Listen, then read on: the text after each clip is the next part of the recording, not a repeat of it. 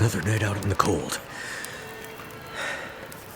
What am I even doing out here? That's always the question, isn't it? What are you doing here? I told you before.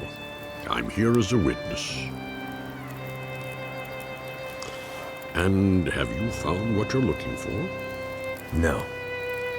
I mean, part of it. But I'm still searching. Yet you have come such a long way. Yeah. I'm not sure I know what for. It's in your nature. Not a hero, just someone... Stubborn enough to keep going. Maybe that's all any of us can hope for. In the absence of a clear purpose. The drive to go on. I have this case. I've been trying to find my wife. Ex-wife. To give it to her. She's a doctor, and she needs it for something. I know it's important, otherwise she wouldn't have come up here with it in the first place. I've gone through hell to get to this moment. And I still have the case. And I'm still looking for her. Why am I doing that? That's a good question. You're no help. The first time I met you, you said, "This has all happened before." What did you mean by that? Nature works in cycles. Things change, and living things adapt to the change, or they don't. The lights in the sky, they are a warning of things to come. But what is coming? I still don't understand. A time for people stubborn enough to keep going, even when the purpose or the outcome isn't clear. It's not about what's in the case. It's about how far you'll go and what you're willing to do, not knowing what's in the case. Not about the reason or the purpose, but about doing something, anything, because of what you believe. What the hell does that mean? Who are you talking to? Nobody, Jace. Nobody at all. Go back to sleep. Can't you just tell me what's going on?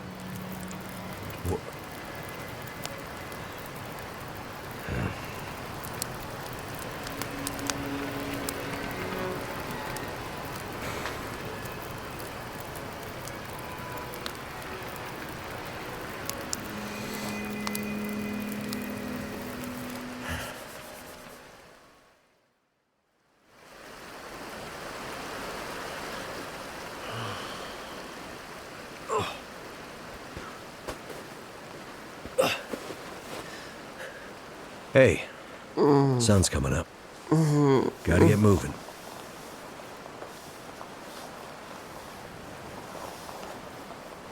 You must have been freezing. I was just having the strangest dream. Oh, yeah? Yeah, I was at the beach. It was summer. My mom and my sister were there. I was a kid, but my sister was grown up. You know, messed up dream logic shit. I was afraid to go in the water, but my mom and sister said, "It's okay, you'll be happy in there." So we all held hands and started to walk into the water. And I felt it come up over my feet, then my ankles, then my knees, then my thighs, higher and higher. I said to my mom, "Are you sure this is a good idea?" She just looked at me and smiled, didn't say anything. And then I felt scared. I looked back at the beach and all the people were gone except for a man. I couldn't see him clearly, he was all blurry. We were already too far into the water, but he was tall and I could see that he had a beard. And a big blue coat, kind of like your parka. And I remember thinking, he must be so hot wearing that parka at the beach. And he called out. He was yelling and waving his hands at us. But I couldn't hear what he was saying. It was like his mouth was yelling, but nothing was coming out. No sound. screaming silence. And when I look back at my mom and my sister, they were smiling and singing. But the singing wasn't voices, it was like music from heaven. But instead of making me feel safe, I felt afraid. I tried to pull my hands back to swim to shore, but I couldn't. They were holding too tight. I screamed, but my face was already in the water. My mouth was so full of water, I couldn't spit it out. It was like tar in my mouth. And the underwater was black. But instead of water, it was stars. And the ocean was space. And then I woke up. Well, that's some dream. Yeah. How about you? You sleep okay? Yeah, sure. You okay to walk? I feel like I've been hit by a truck or maybe a train, but I'll manage. We'd better get going.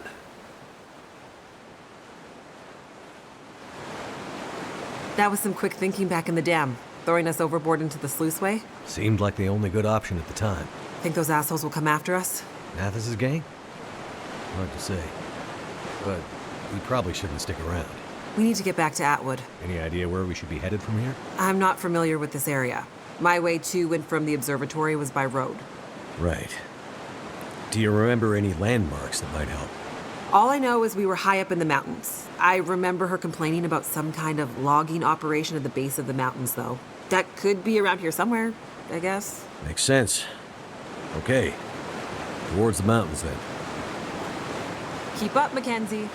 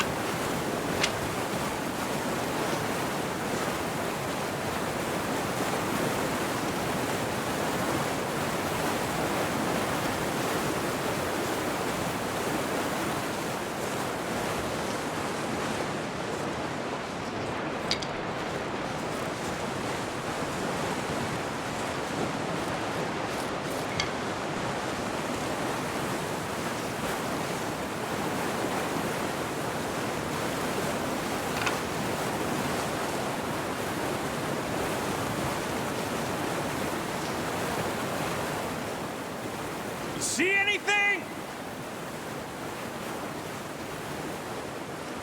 Not yet. Keep looking. Shit! They found us. Not yet. But they're closer than I'd like. Oh, we shouldn't have slept so long. After Black Rock and the river, we were half dead. Now we're gonna be fully dead. We can make a run for the logging camp you mentioned. Make a last stand? You thinking? I was more thinking maybe we lose them along the way.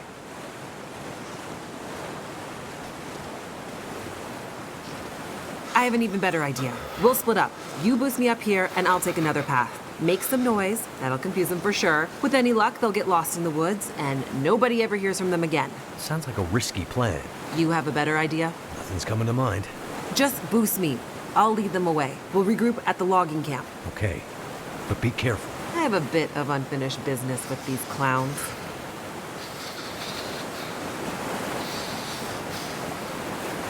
They aren't messing around, Jace. Yeah, but neither am I.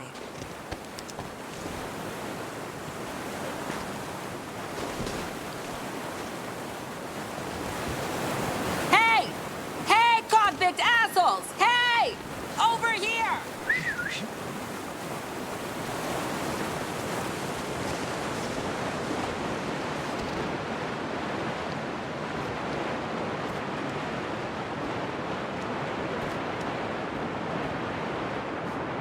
Can't feel my feet.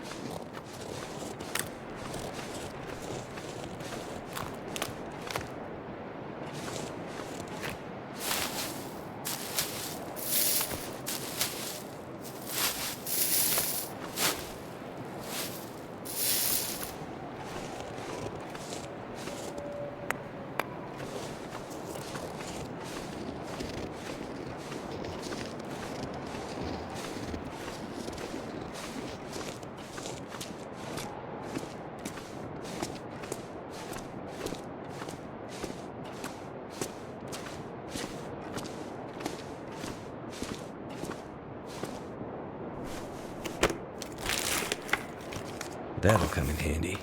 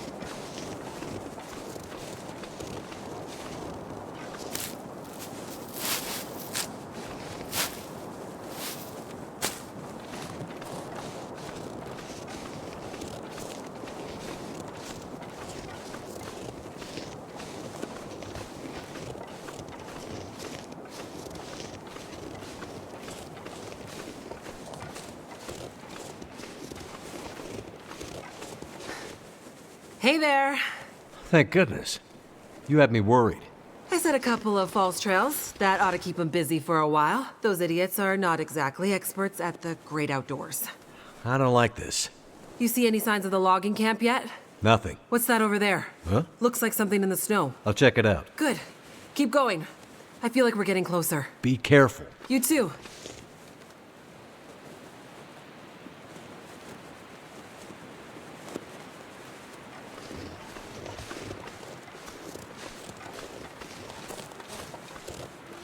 I think I can use this.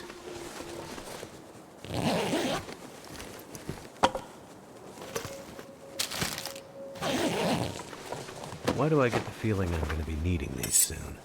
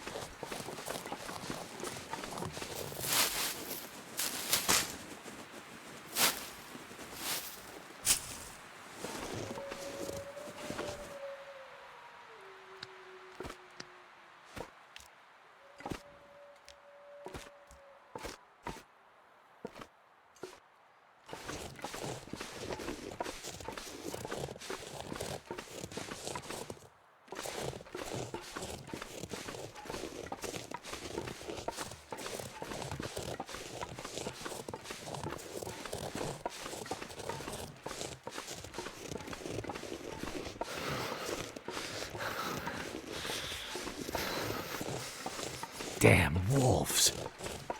Will I ever be rid of you?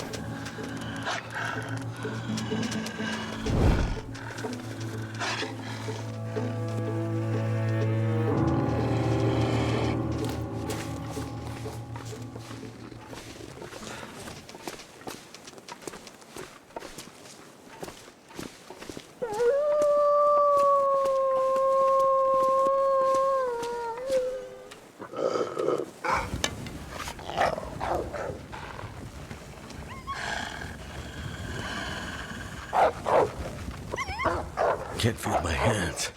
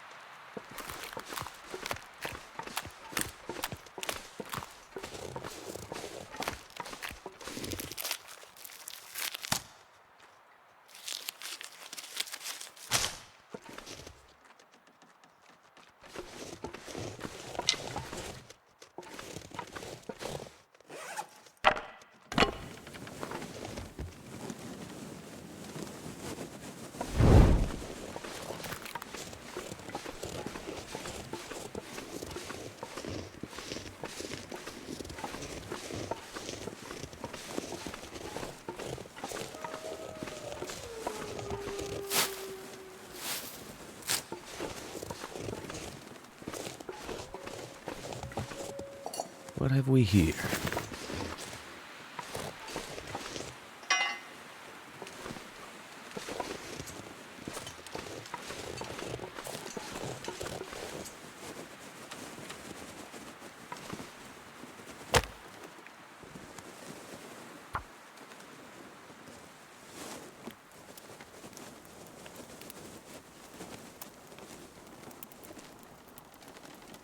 Come on.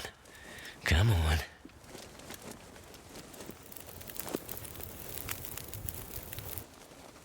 It worked.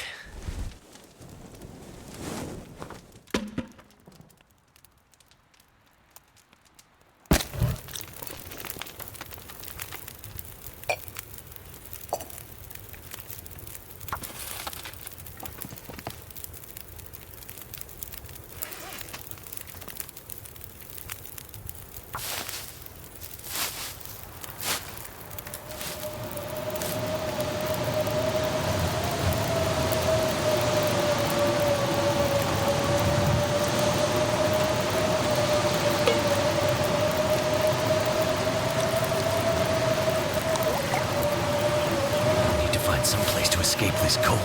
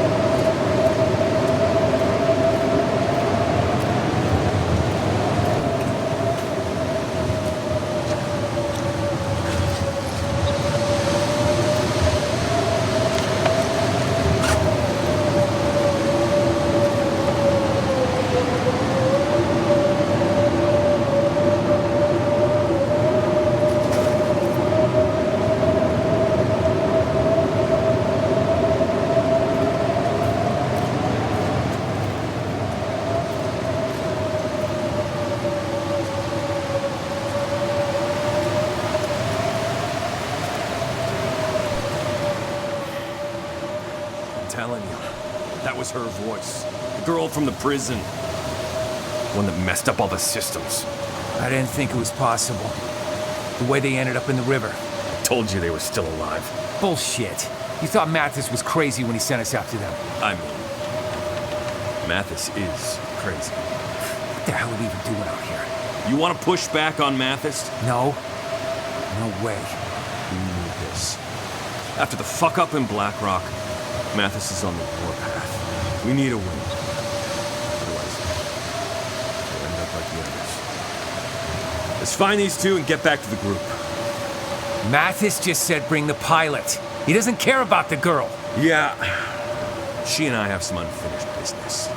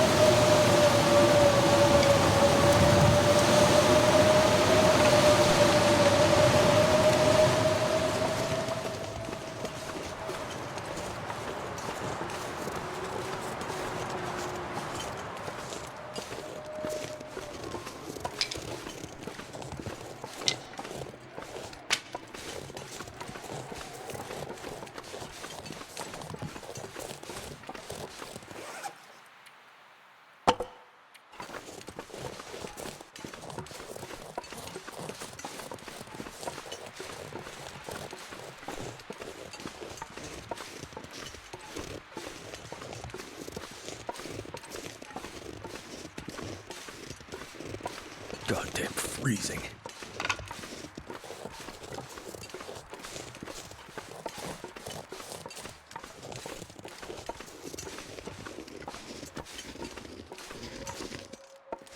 Shit. Not this again.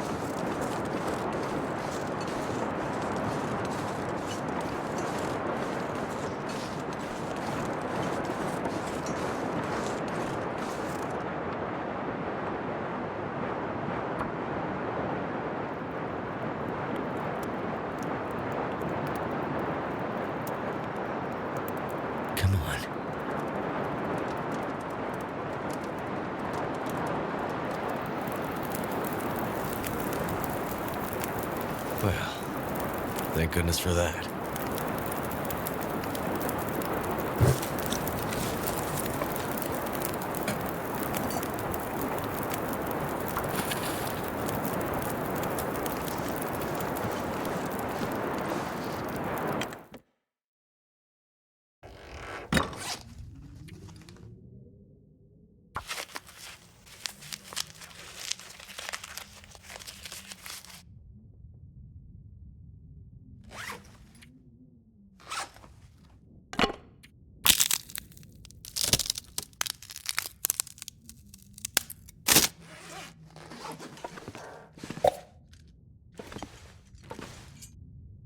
Could end up being useful.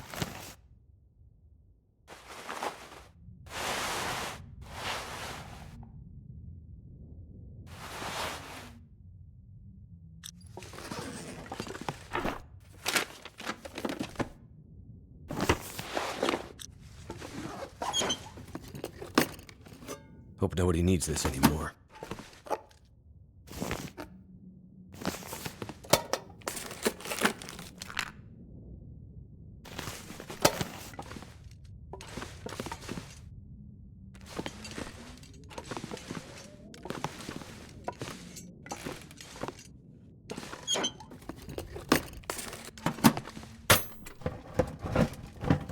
This'll come in handy.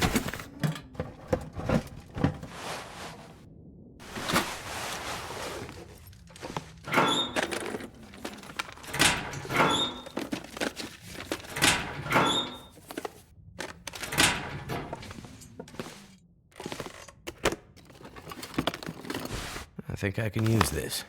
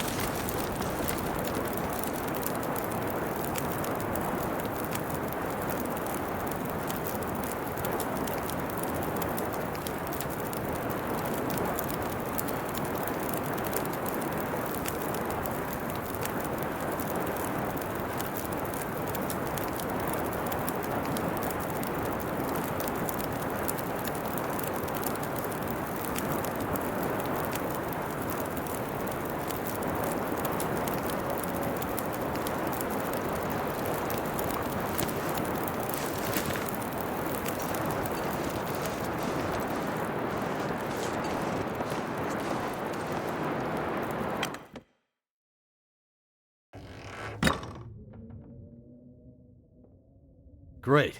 A map. Maybe now we can find a way out of here.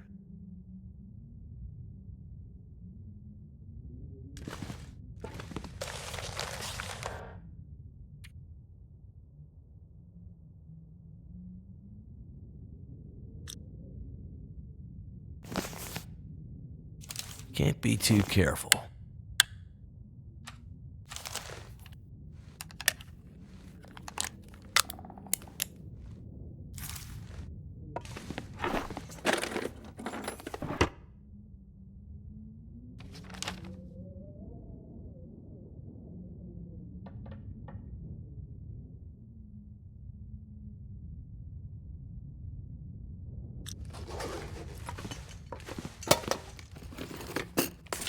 That'll come in handy.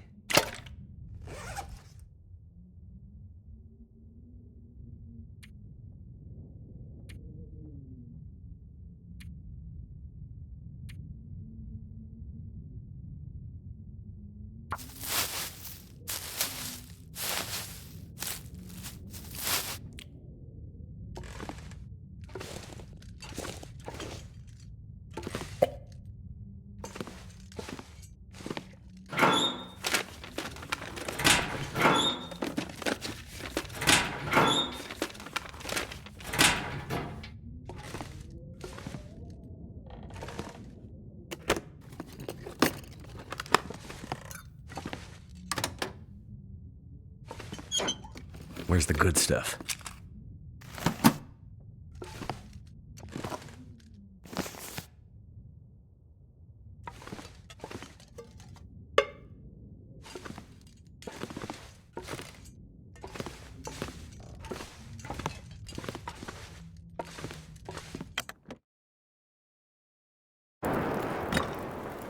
You made it. Yep. Pretty sure I got those idiots turned around for good. Yeah. It's gonna be tough to find this camp in the fog. What happened to you? You look like hell. Are those teeth marks? I met some old friends along the way. What do you have against wolves anyway? I think the better question is, what do they have against me? Good news. Looks like we're heading in the right direction. Right. Great. A mine. Trust me, they aren't my favorite either. I remember Atwood telling me a couple of hikers went missing there last year. Search and rescue got in there but had to give up. Too unstable. And let me guess, we need to pass through it. Well, no, not if we can find another way up and over that mountain.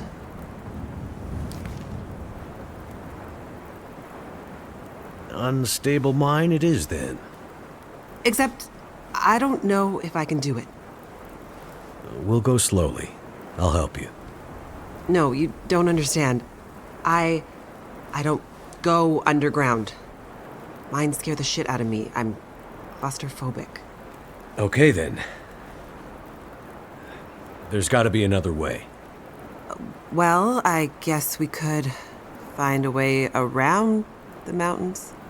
But that would take days. Maybe weeks. I'm not sure we have that kind of time, Jace. Yeah. I'm worried about Atwood.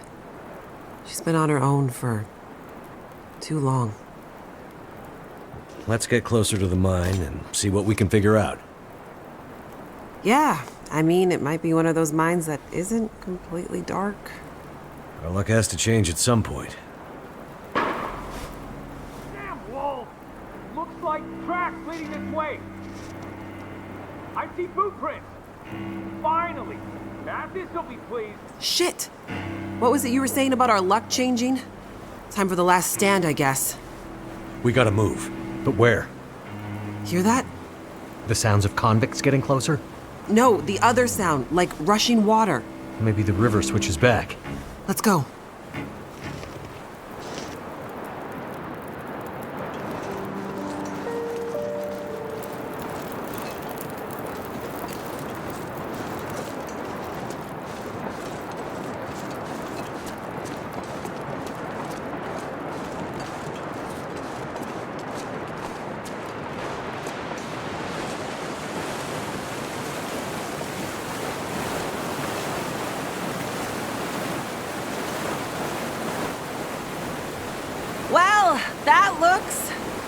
It looks like a terrible idea. I was trying to come up with something good to say, but it looks like a terrible idea. How are you with heights? A bit better than I am with fast-moving water, I guess. I'll see if I can find a way across. Wait here and keep an eye out for Mathis's goons. Will do. And take this. Hopefully you don't need to use it. Be careful out there, Mackenzie.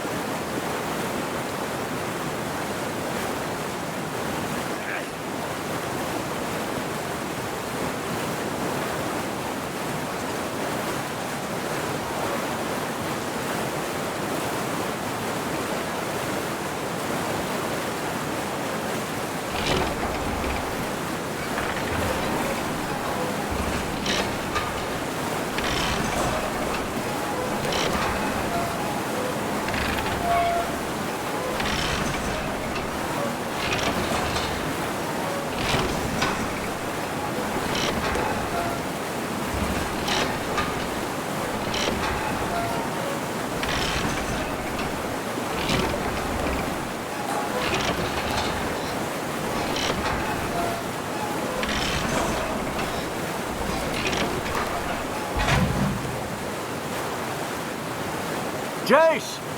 Get in the cable car!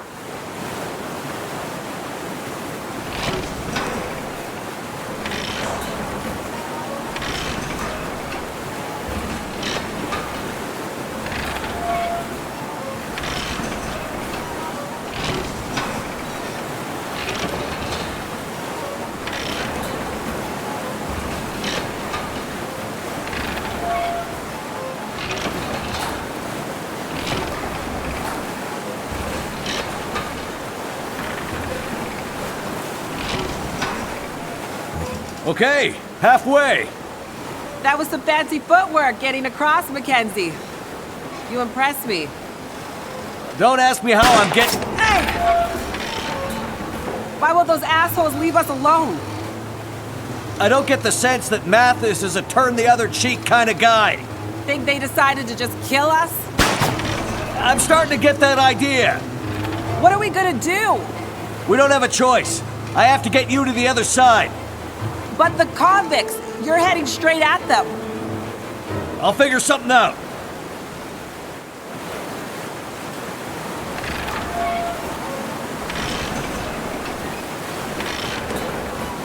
He wants him alive!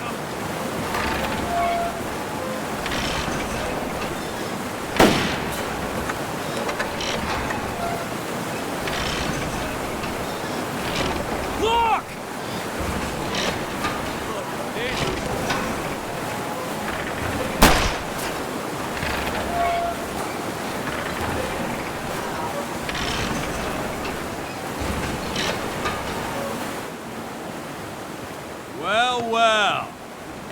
it isn't the pilot. Well, hello again, guys. You're a long way from the burning prison where I left you. Mathis is gonna be very happy to see you again, asshole. Yeah. Happy to split your skull open, he means. I can't say the feeling's mutual. Get out, and let's get going. What about the girl? I told you, Mathis doesn't care about her. She's not the one he's looking for. Look, guys, Shut the fuck up, man. Let's get going. but... Ow! Damn you! Don't be a hero, pilot, or we shoot the lady on the other side. Okay, guys, you got me. Holy shit! Get down!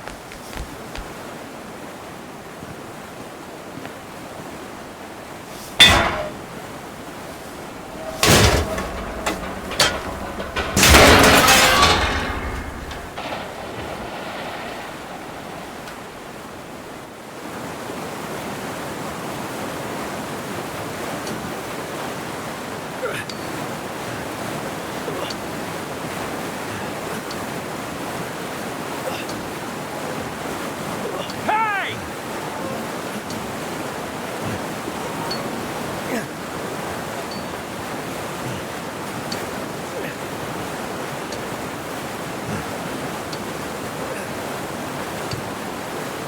Where do you think you're going?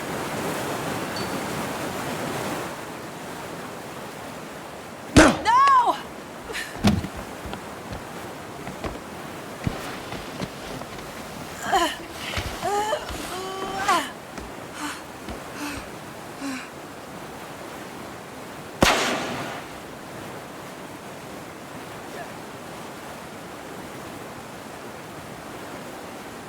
Mackenzie?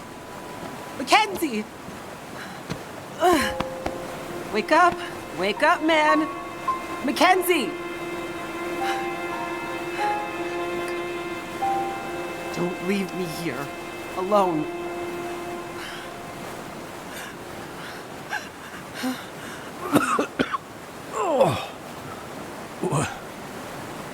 What happened?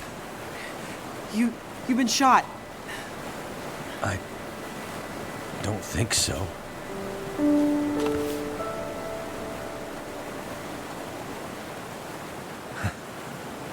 I knew there was a reason I've been carrying this damn thing.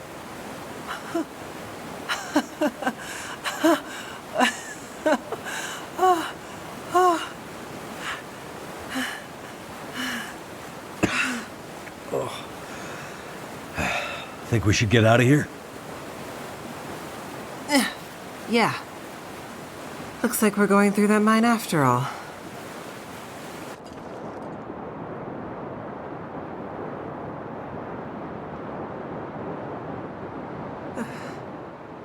I just need to catch my breath. Good idea. Wait here. I'm gonna look around.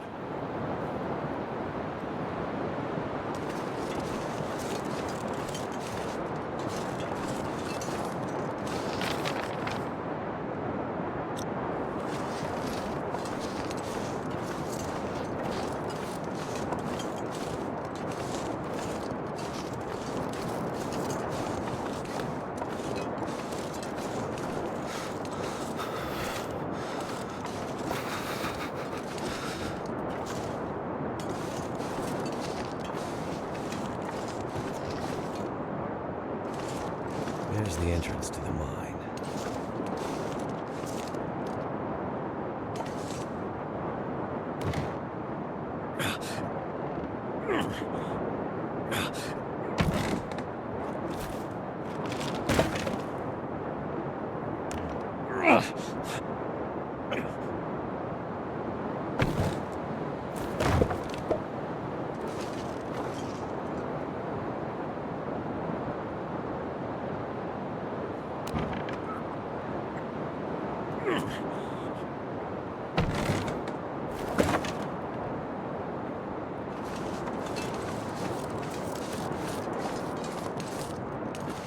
I found a way in.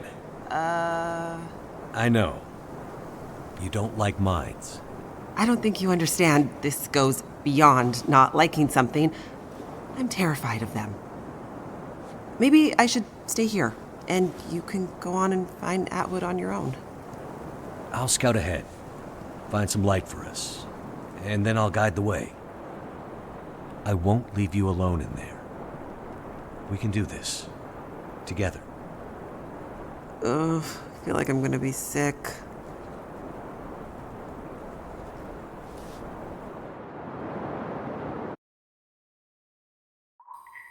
Mackenzie, I'm sorry, but the only way I'm continuing deeper into this mine is if you find a way to light it up better than this. I'm sure there's a way to get the old light system working.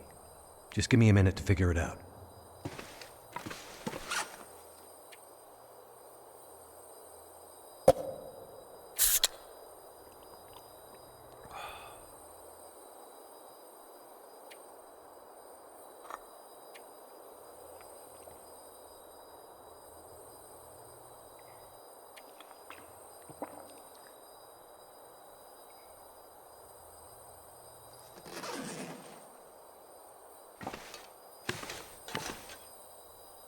Lights. Thank God. Nice work, Mackenzie.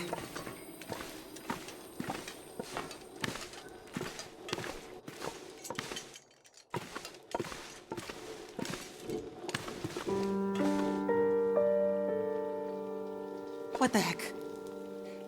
Is that poison gas?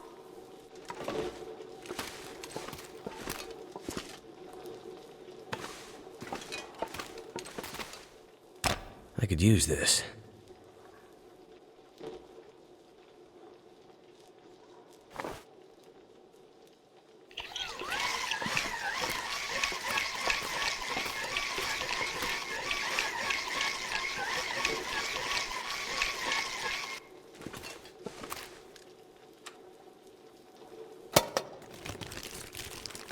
What have we here?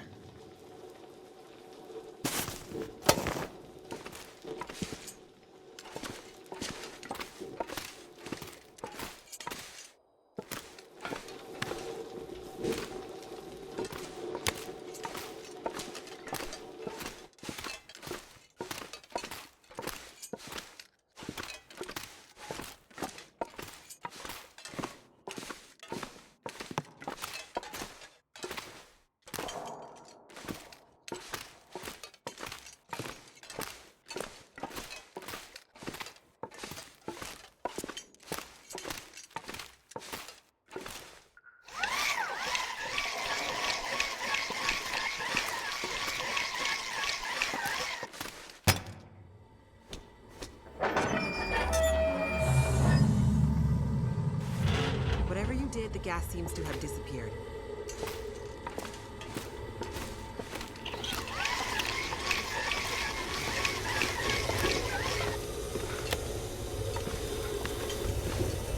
Jace! Yeah? An elevator. Let's go.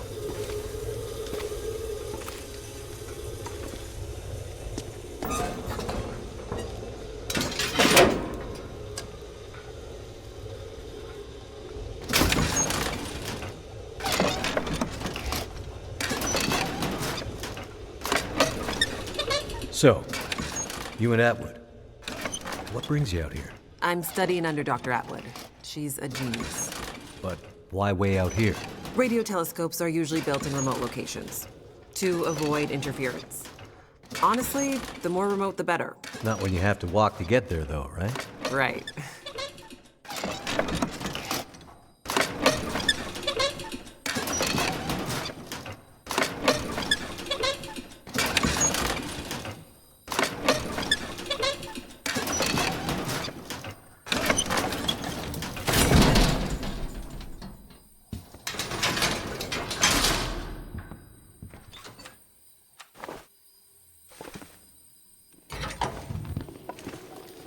Absolute darkness, poison gas. I'm starting to feel like we're not meant to be here.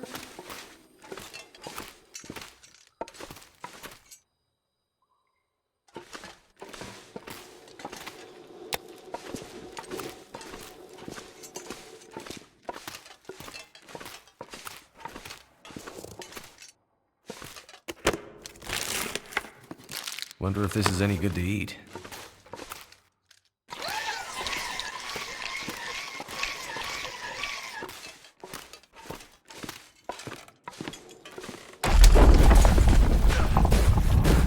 Holy shit.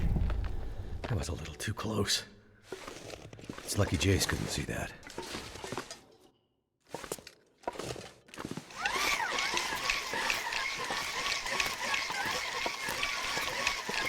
How's it looking over there, Mackenzie? This place is confusing as hell. But I think we're getting somewhere.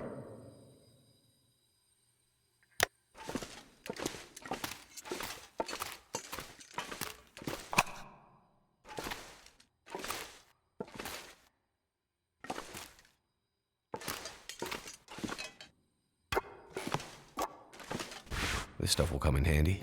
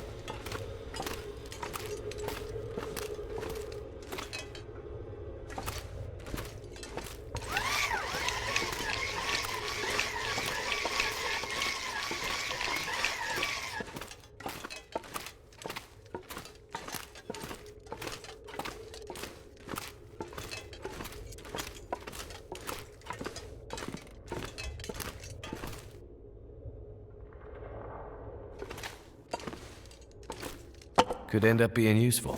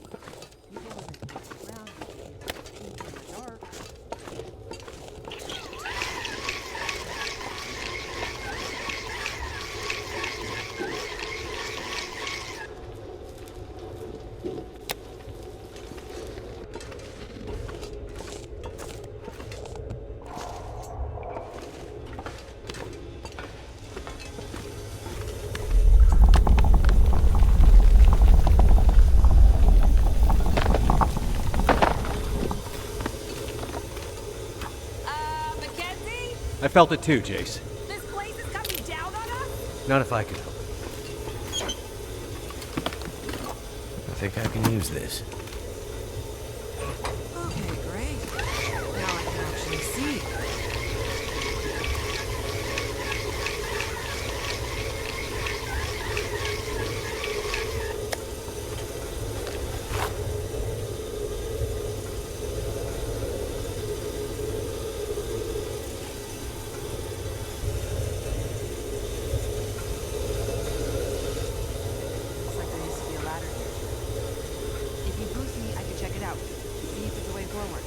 try.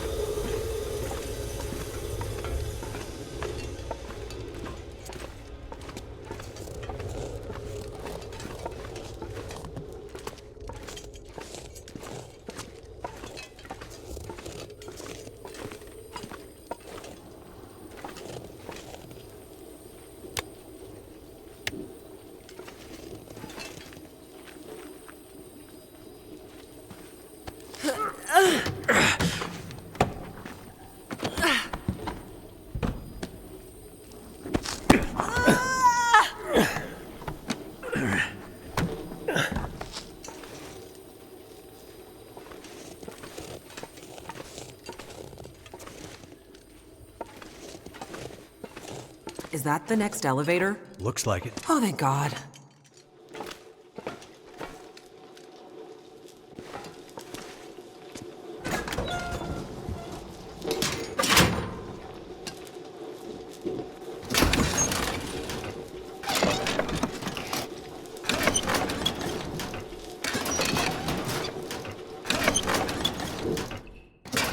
So, the hard case. What's that all about? It belongs to my wife. Ex-wife. Must be something important inside. Yep. Must be. You mean you don't know what's inside? Nope. And you're risking your life to bring it back to her? Yep. Mackenzie, Yes, Jace? you're kind of a strange guy. Right.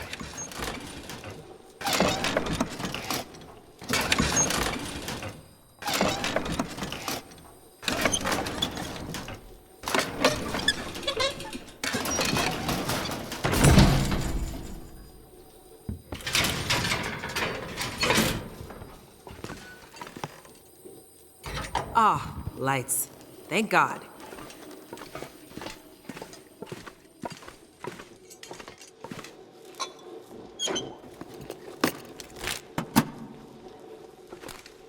Doesn't look like there's another way around. We need to cross this chasm.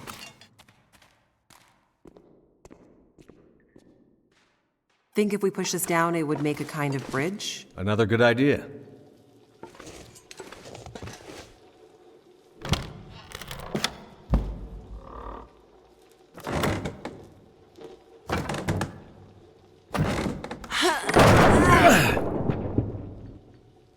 That worked.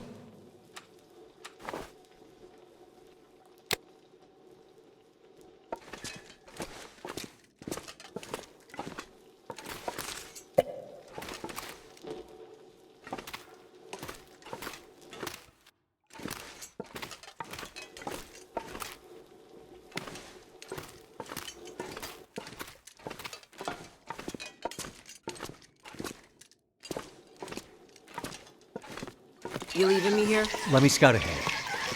I'll find a way for us to get out of here. Suits me. I'd rather wait here by the light anyway.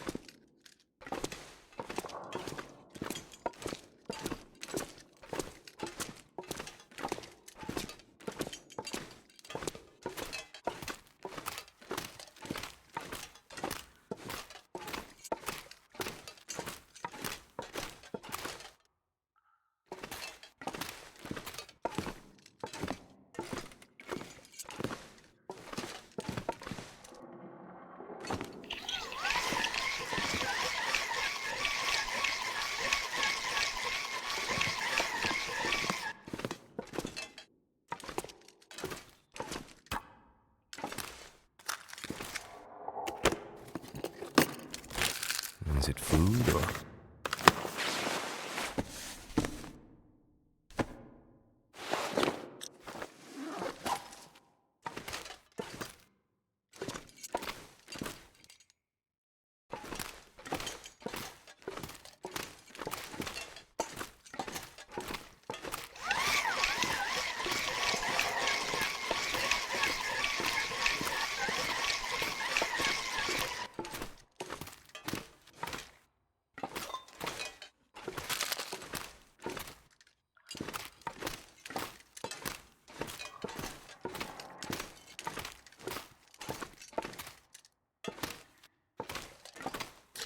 Should be good to drink.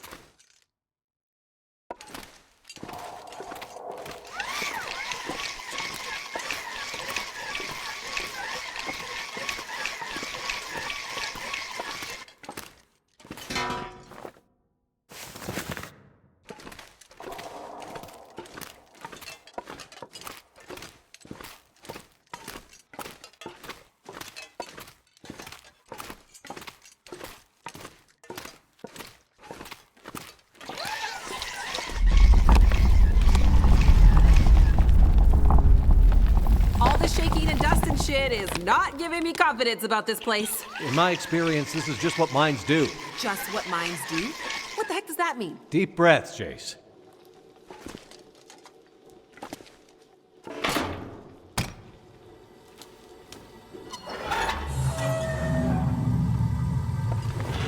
Well, at least the ventilation system is still working in this place. Somehow.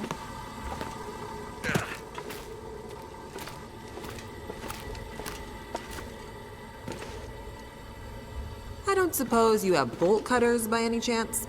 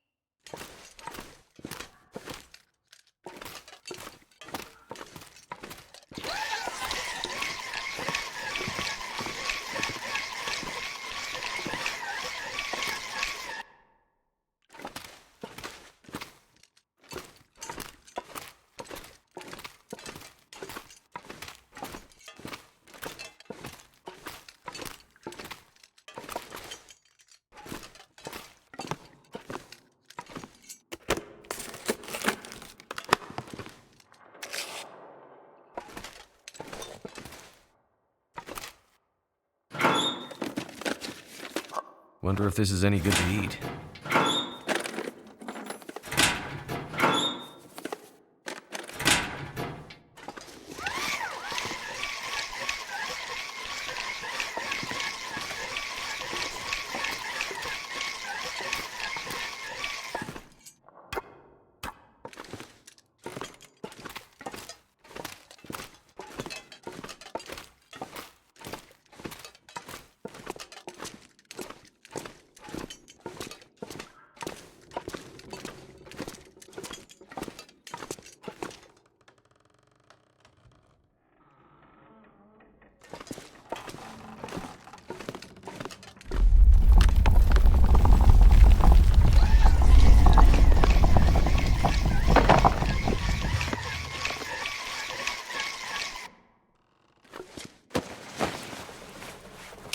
That'll come in handy.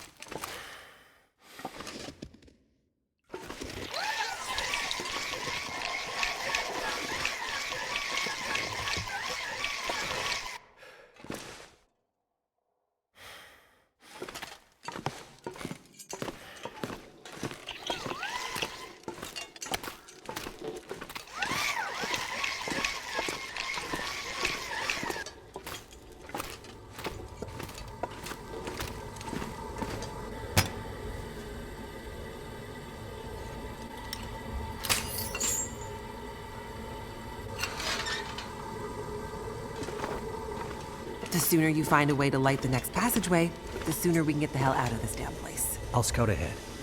See what I can find.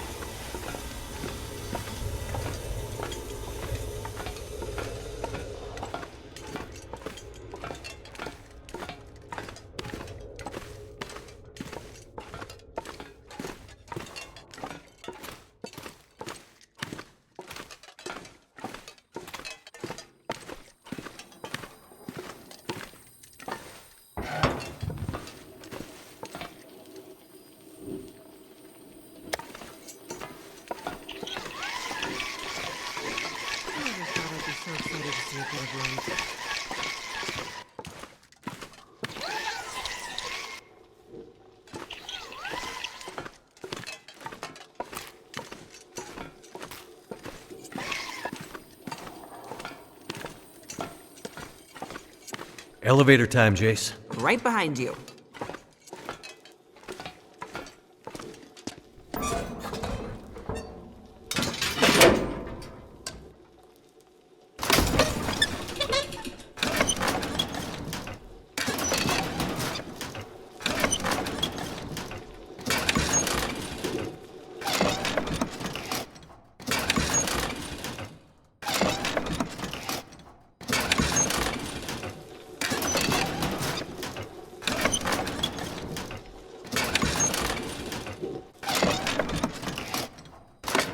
So, your research.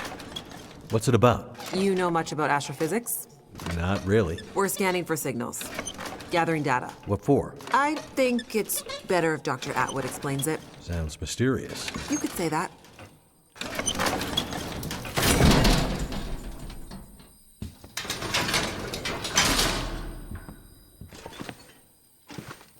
Lights! Great! Now we can really see how dark this place is.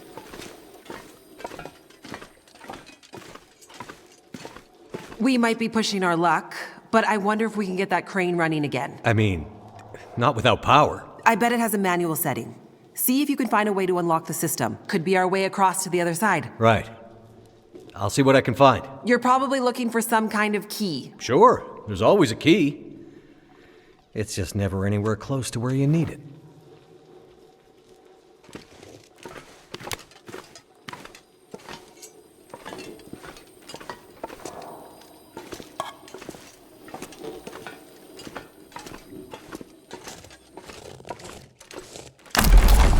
Whoa! Relax. The bridge can only break once.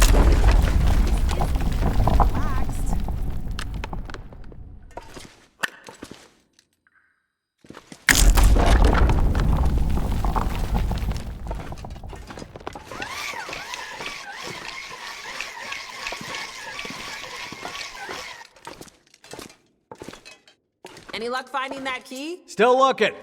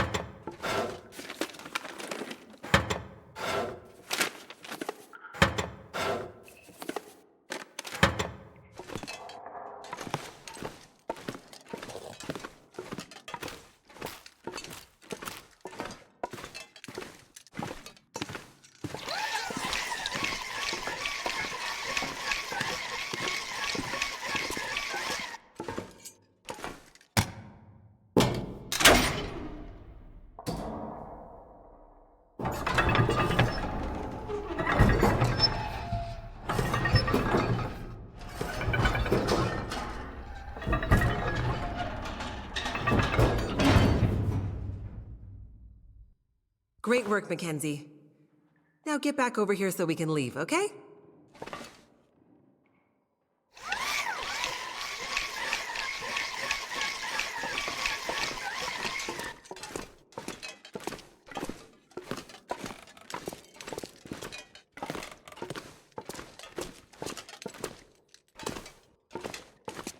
You doing okay, Mackenzie? Yep. Keep talking.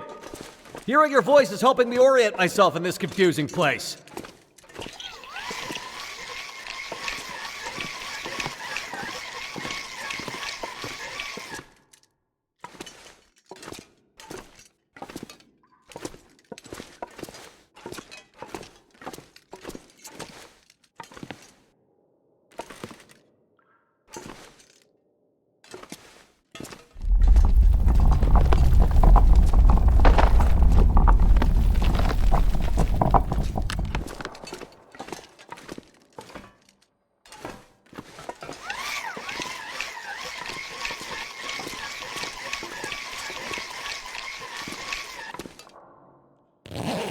Wonder if the owner's around.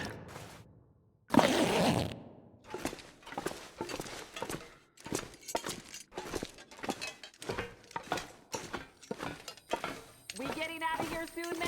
The second we can, Jace. Believe me, I don't much like this place either. Darkness was starting to close in on me.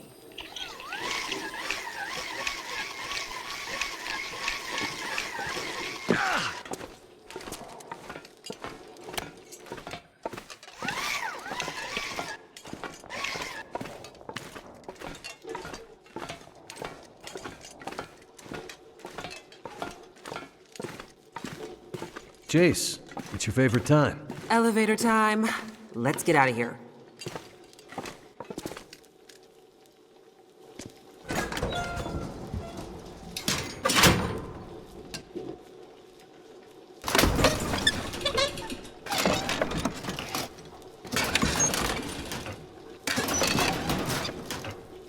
Before, when you asked about my research with Dr. Atwood, Yeah? I'm not trying to be evasive. It's just... It's okay, Jace. We're not all cut out to be astrophysicists. It's not that I don't think you can understand it. Sure. It's more that the research is a little... A little... It's a little fringe. fringe. Let's just say it's not exactly going to get written up in the regular scientific journals. You have no idea what Dr. Atwood's doing up here, do you? I mean, mostly. Mostly? Yeah. Mostly.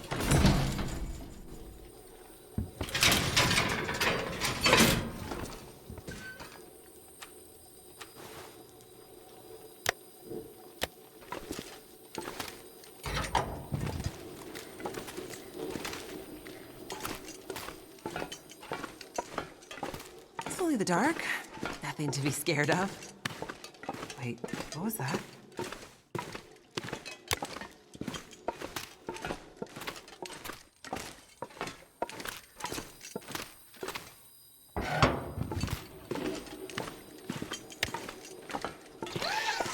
Mackenzie, is this the way out? You seem excited to leave. Stop fooling around. I need to feel fresh air on my face. Just gotta get past this massive door. Here, help me. Turn the other handle. Right.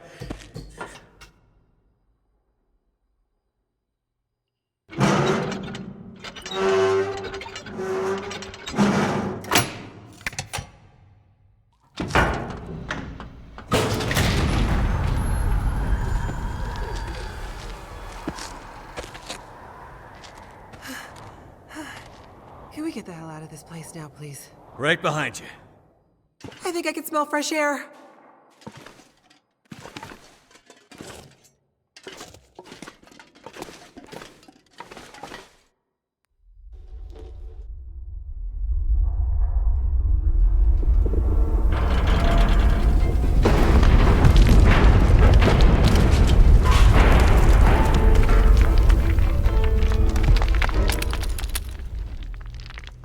Well,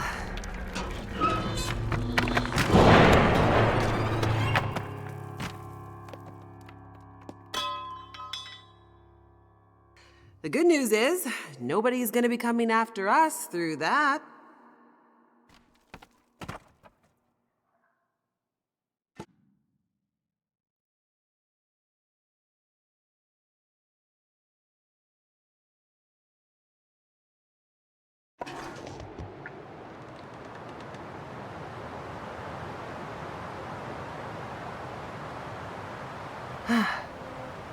There it is.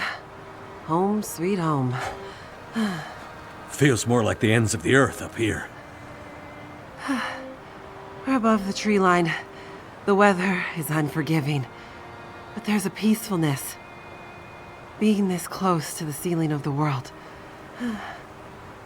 Not words I'd have expected from a girl who grew up in the big city. Being up here does something to you. Makes everything seem less. Somehow. I think I understand what you mean. I hope we're not too late.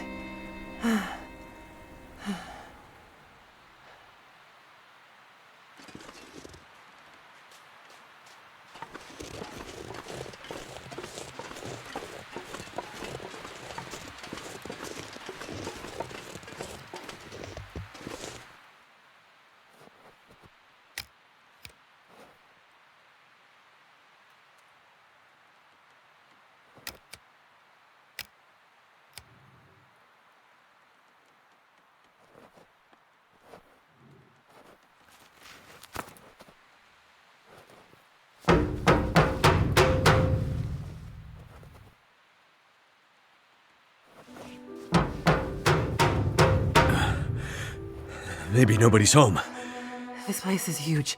We could bang this door for hours and she might not hear it. The sun's gone and the temperature is dropping. I'm afraid. Wait. I think I hear something. Dr. Atwood? It's me, Jace. Hello, dear. I'm very glad to see you again. Relieved, even. And who is this? This is Mackenzie. He helped me find my way back to you. You know how I feel about strangers. I know, but I have a feeling he can help us. You kids had better come inside then.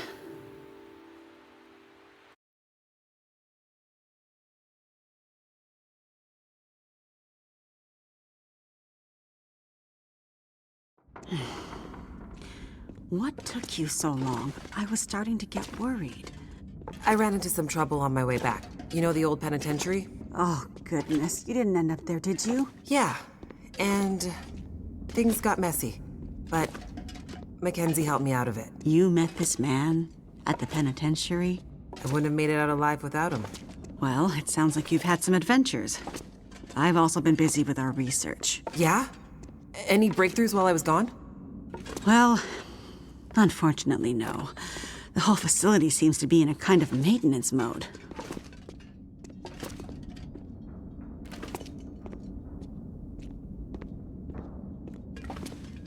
Did you manage to pull our data from the scope before the power died? Unfortunately not. That's what I need to talk to you about. But first, there's something I need to show you in my study.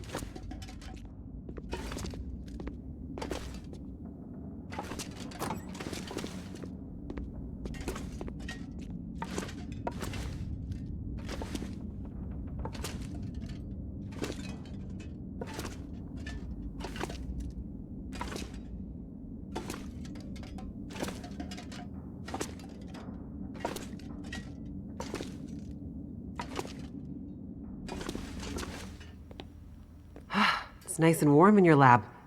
How'd you manage that? It seems that the plant's geothermal backup is still working, but this seems to be the only room at the facility getting any heat.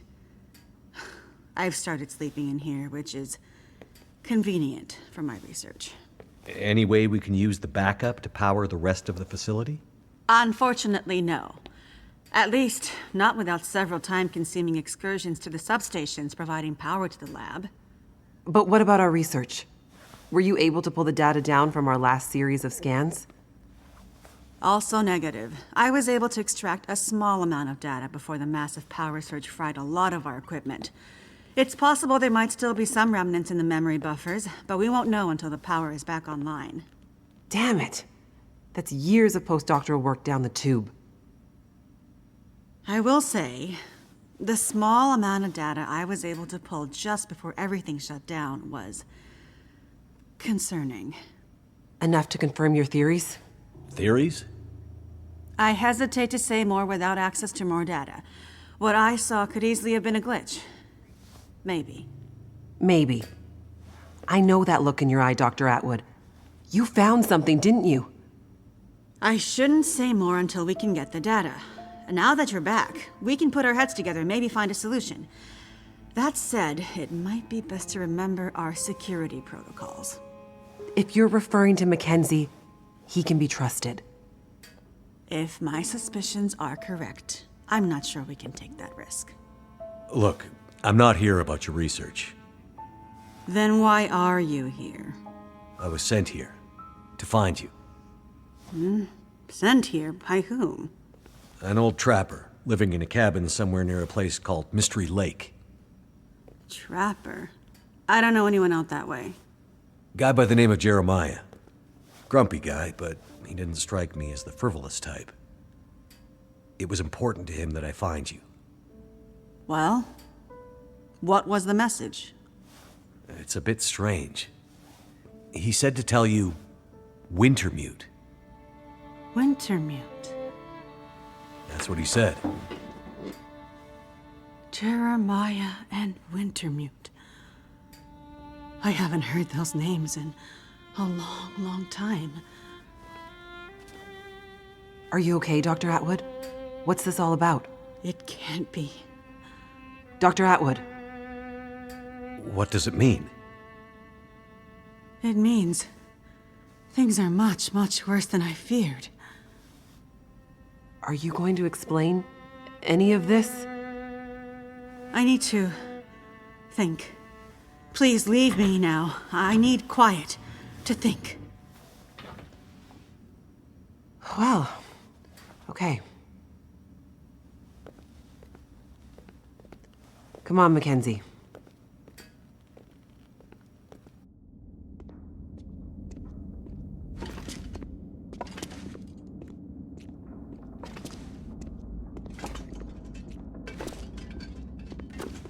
When she gets like this, it might be days before she comes out of it. We may as well try to get some rest. I won't lie. It's been a while since I had a proper sleep. I hear you. My room's in the workers' quarters out this way. There's plenty of empty bunk rooms. Take your pick. I will do that. And a kitchen with food, if you're hungry. Thanks. I'll check it out.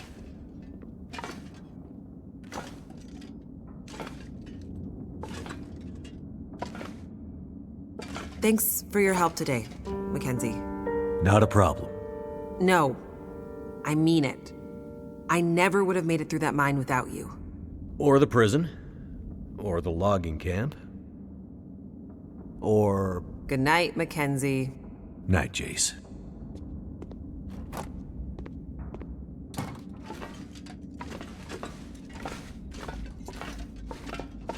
Gotta lay down.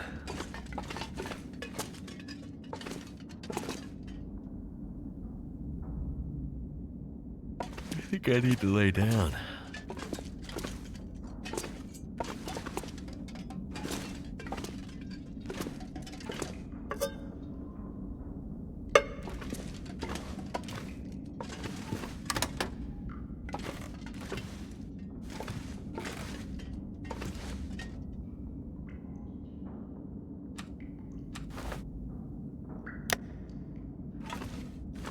Whoa.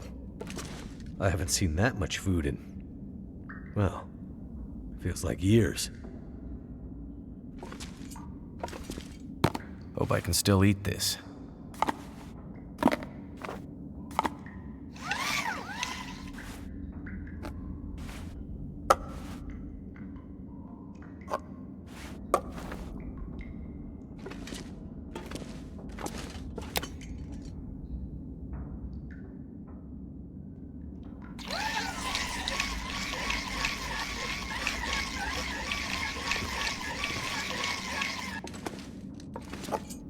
food or...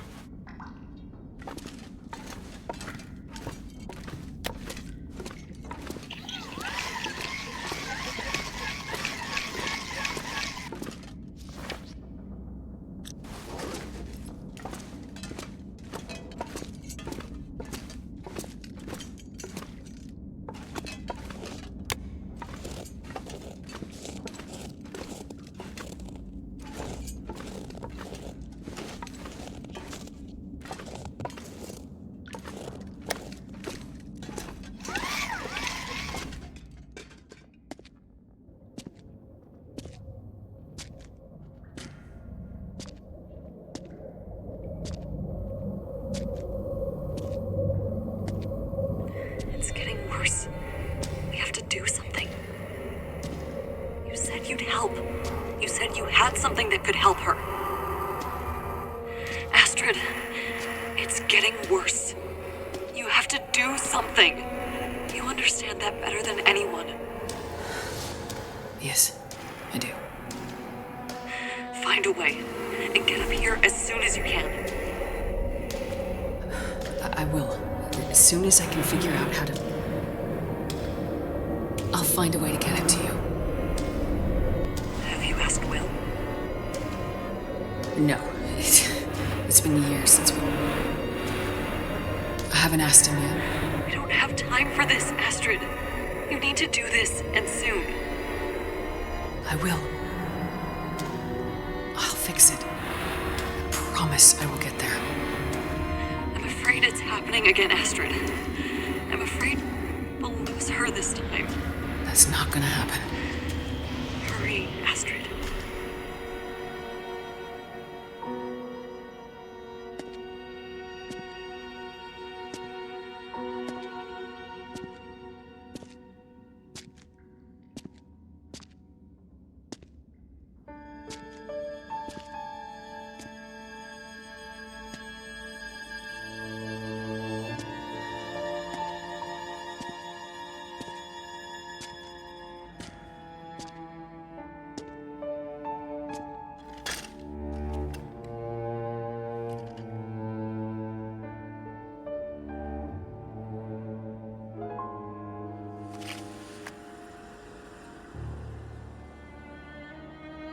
Huh?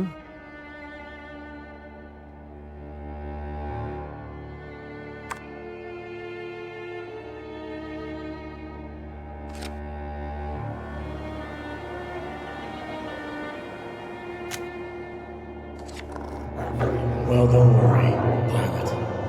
I'll be with her soon.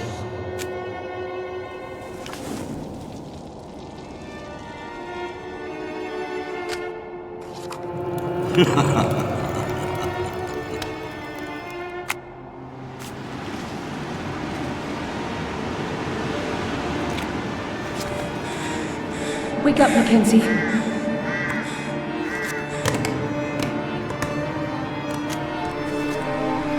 Wake up, Mackenzie.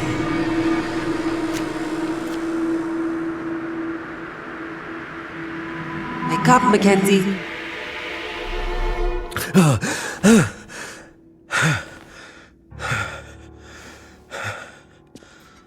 Good. You're awake. Atwood wants us to meet her in the control room. I think she was up all night.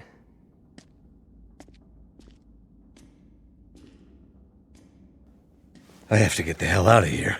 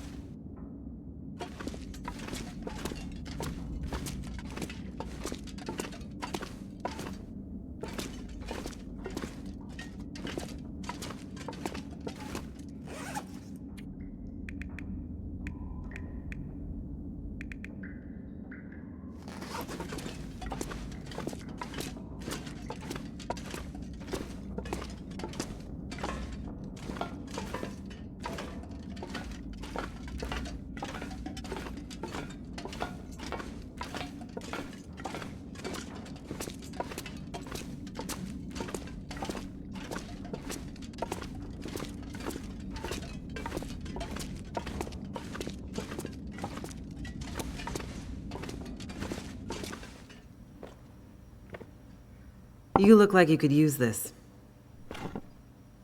There isn't enough coffee in the world, believe me. Glad you could join us. It took me all night, but I think I figured out how we might be able to retrieve the data in the memory buffers. It's risky, but I don't think we have a choice. I would love to help, but there's a place I gotta be. I delivered your message. I got Jace back to you. My work here is done. There are other people who need me. Listen, Mackenzie, is it? I'm not a trusting person by nature. But if John trusted you with his message? John? You know him as Jeremiah. Oh, so you do know him? Yes, it's a long story. Suffice to say that if John trusted you, I will also be forced to trust you.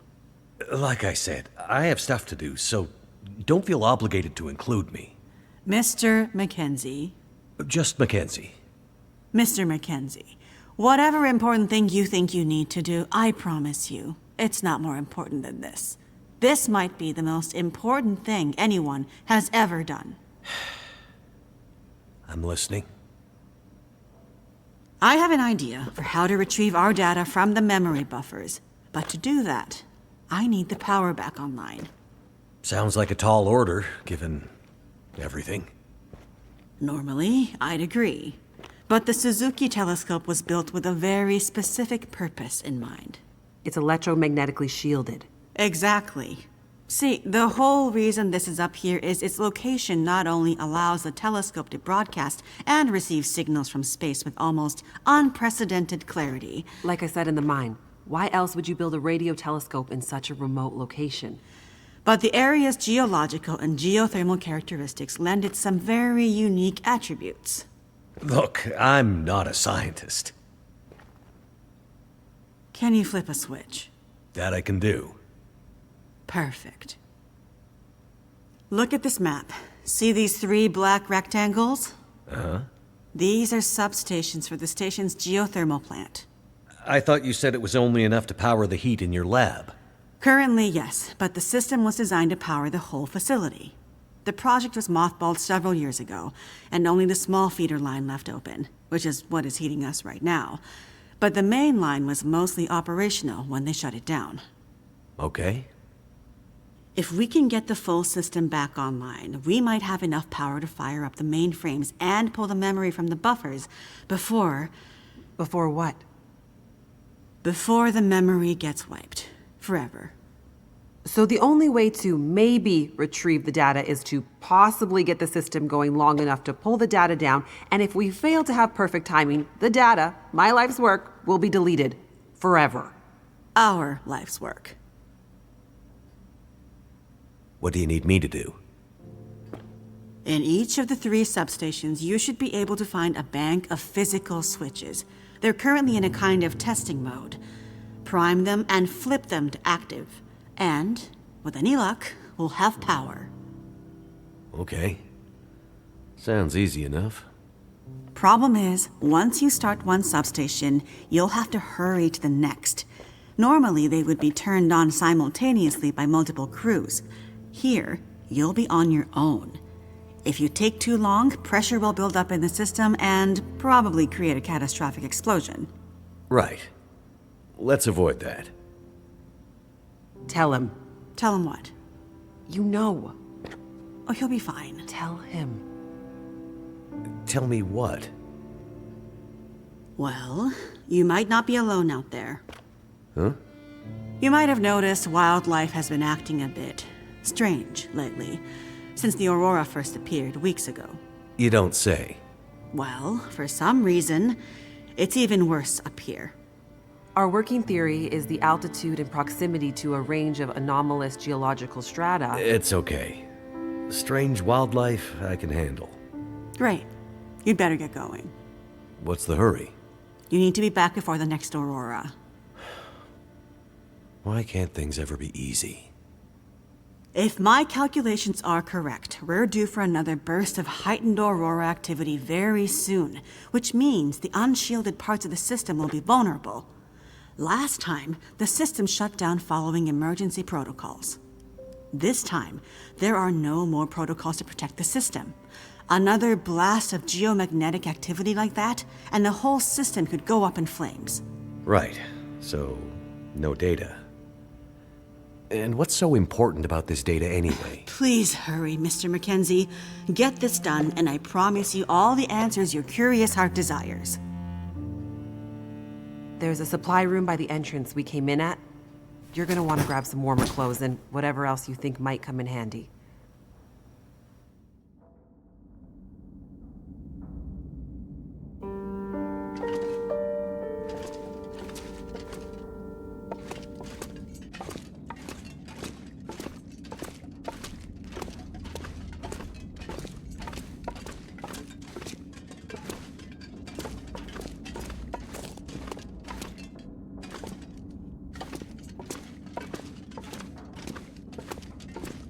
This place is a bit of a maze.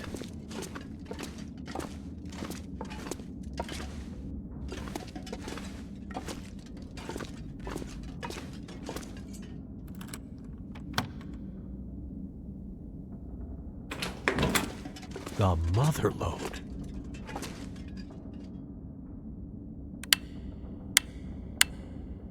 What have we here?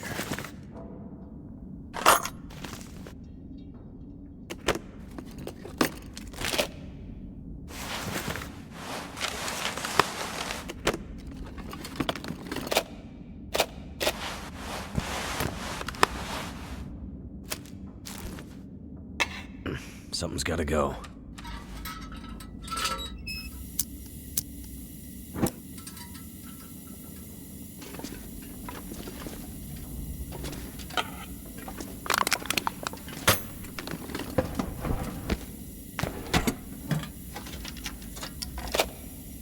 That'll come in handy.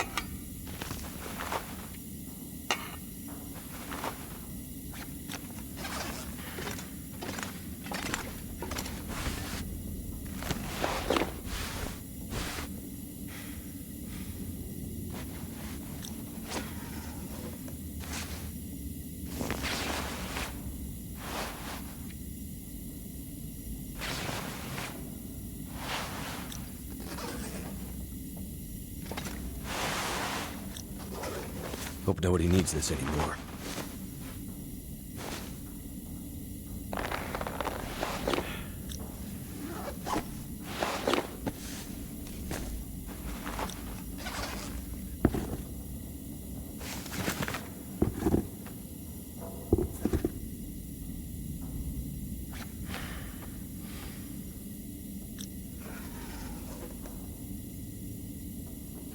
This'll come in handy.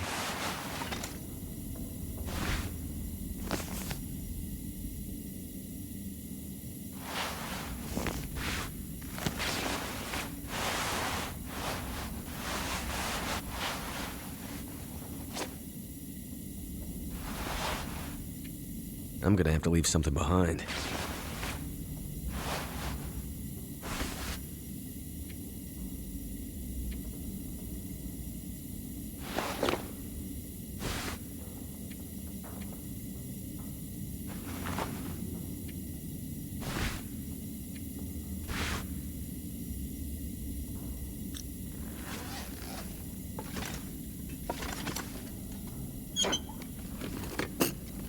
Hope I can still eat this.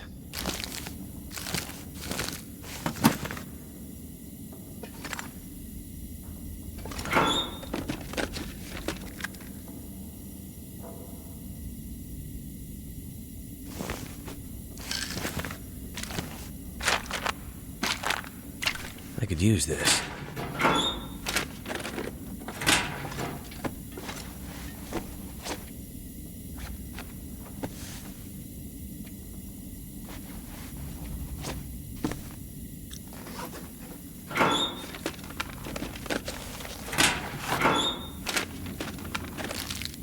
Food or...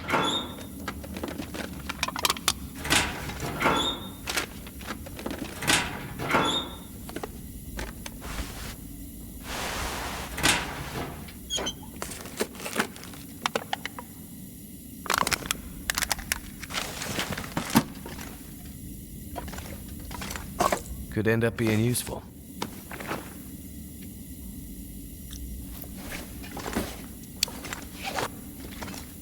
Just what I need. Better safe than sorry.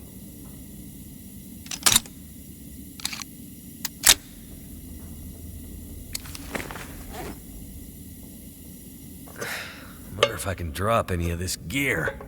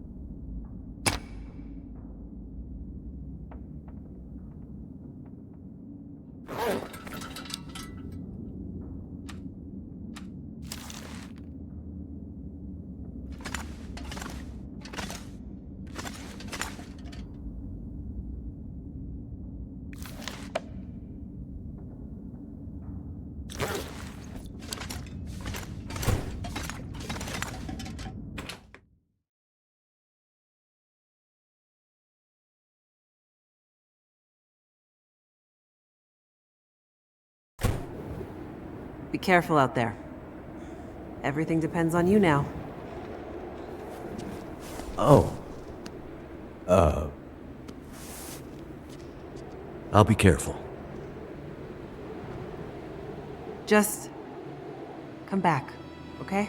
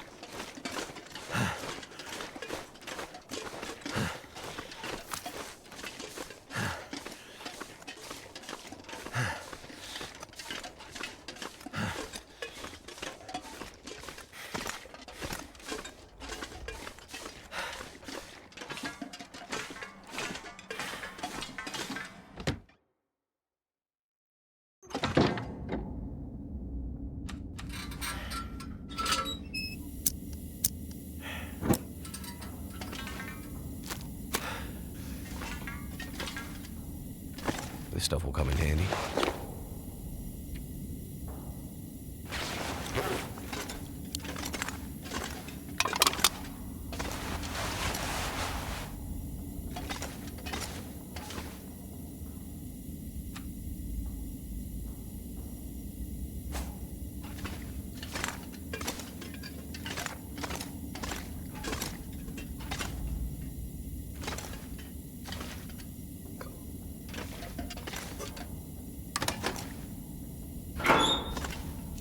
This'll be useful.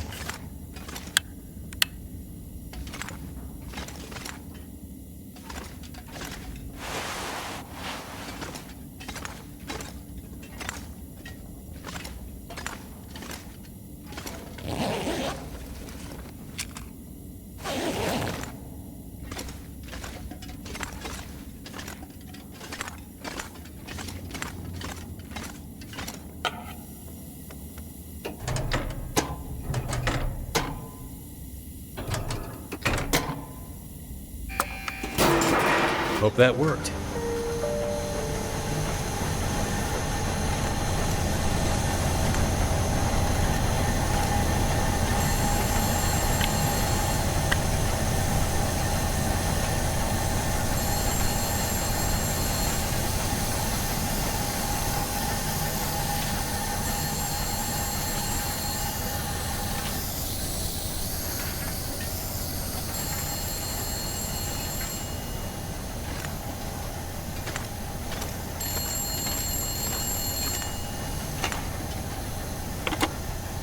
Hey, Mackenzie. Back to this phone thing, I see. Remind you of any prison in particular? Those were good times. What's up, Jason? Just saw the light for Substation 3 go green on my board. Nice work. Wanted to check in and see how you're doing. It's slow going. Lots of angry wildlife out here. Yeah, we tried to warn you. Yeah, you did. Okay, well, be careful out there. I'll check in with you at the next substation. Will do.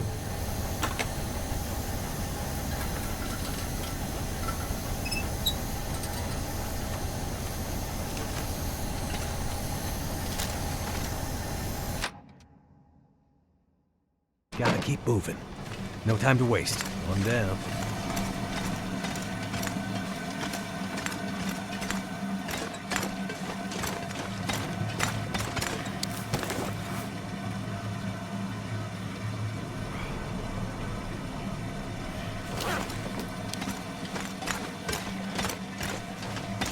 Looks like steam's starting to come out of the pipes. Pressure must be building in the system. Just like Atwood warned would happen. Gotta follow the steam pipes. They'll lead me to the next substation. Gotta find my way past this mess.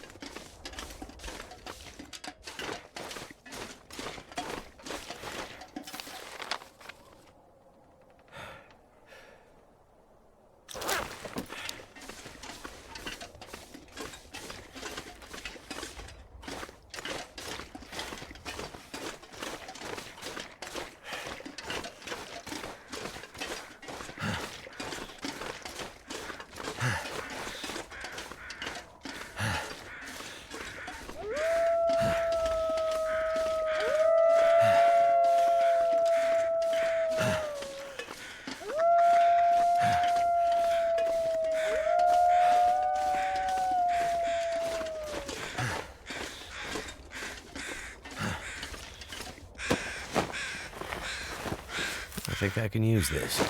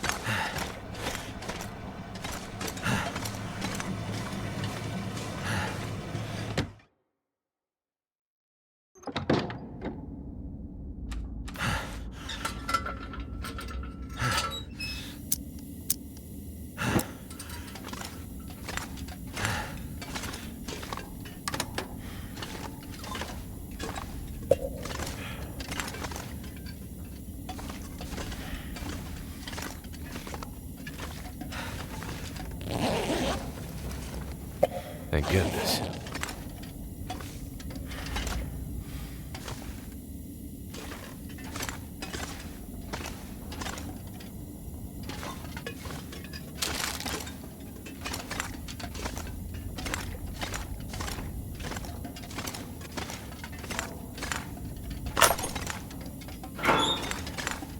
Let's hope I never have to use this on anyone.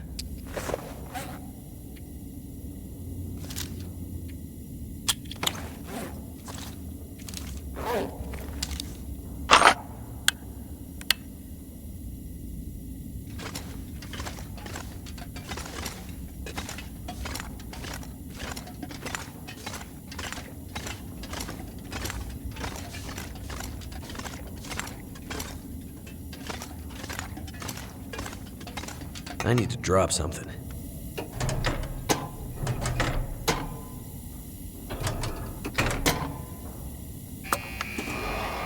Primed and activated.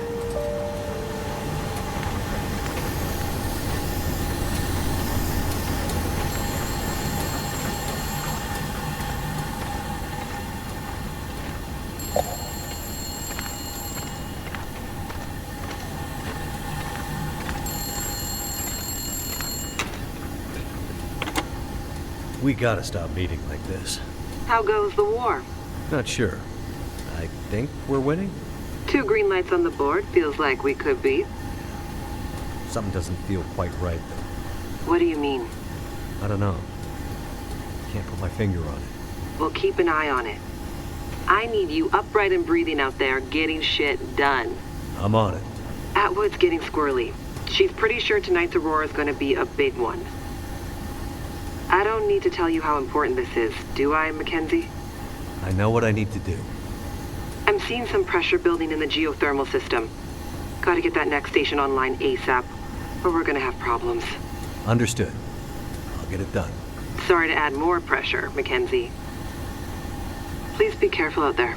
You know me. Careful is my middle name. I think you mean crashing my plane and having endless bad luck is your middle name. Still here, though. Let's keep it that way.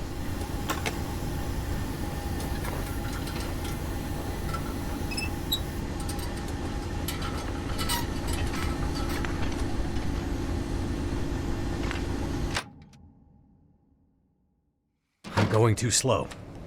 I'm gonna run out of time. Another one down. What the hell is that glowing stuff? It's like the Aurora on the ground.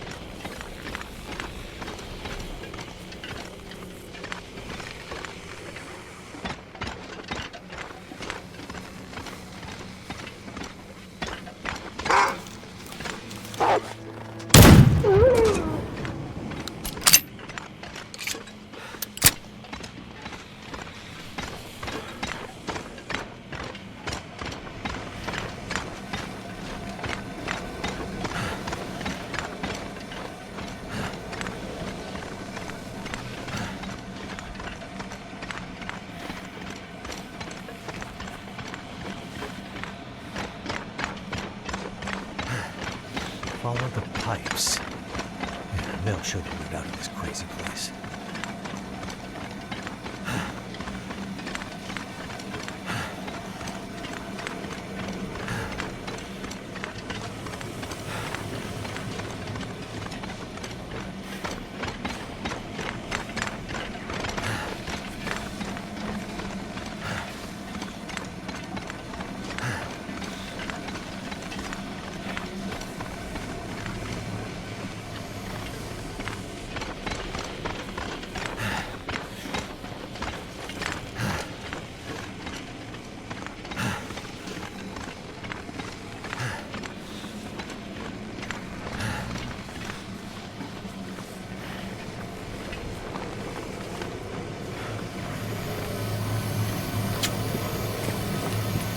What have we here?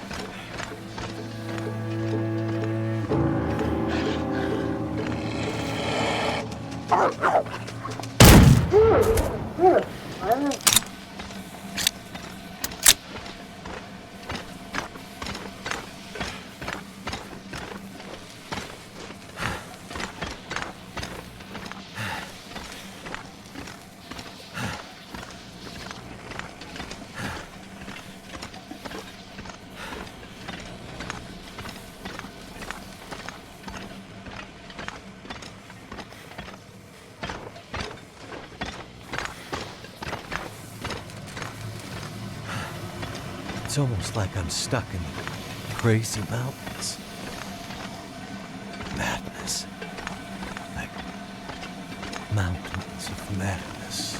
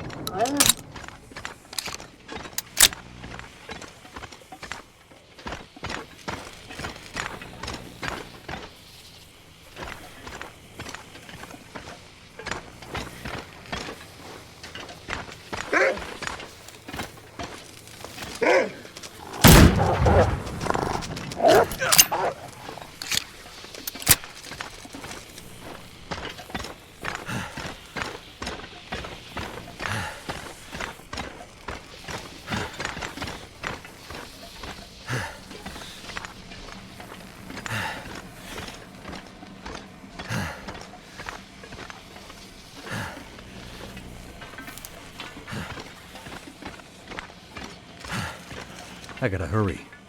I need to get back to Suzuki before nightfall.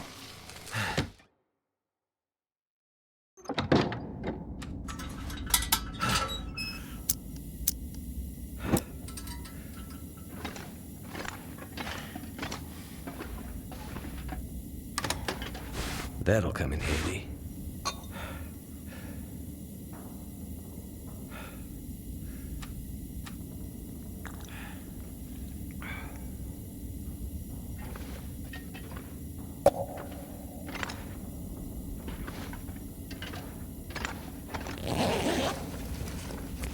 Wonder if this is any good to eat.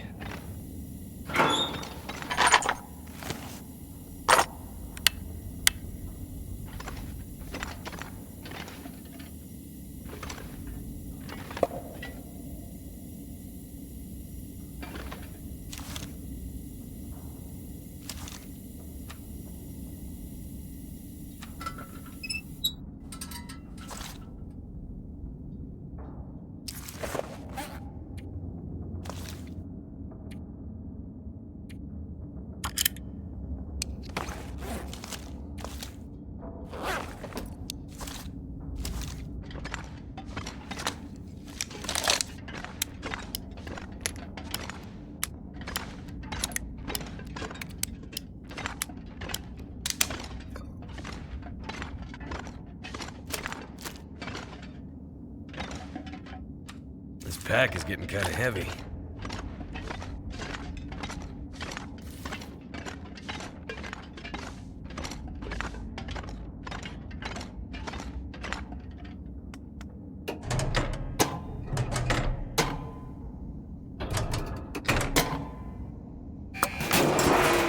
That's the last of them.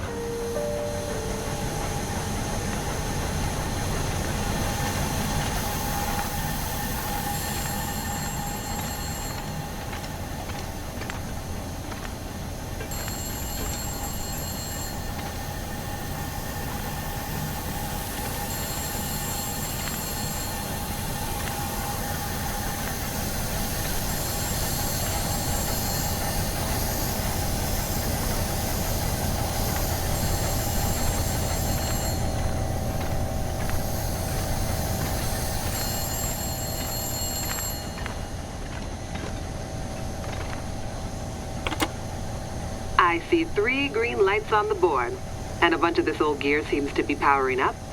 Good news. How's it looking out there? I think I've seen the worst of it. The pressure in the system seems to have dissipated, so that's one less thing to worry about. Great news. How are Atwood's preparations coming? She's in heaven. Haven't been able to get a word in edgewise since the power came back online. She's been running from system to system, and I am just trying to stay out of her way. All right. Let's hope her plan works. Tell that man to stop fooling around and get back here on the double. I gotta go. If the big Aurora appears before we're ready... I remember. Your life's work down the tube. Exactly. Be careful out there, Mackenzie. And get back to us soon. I'm on my way.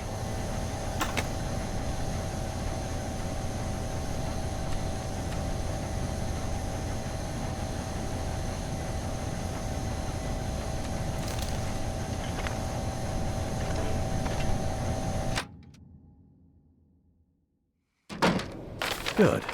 It worked.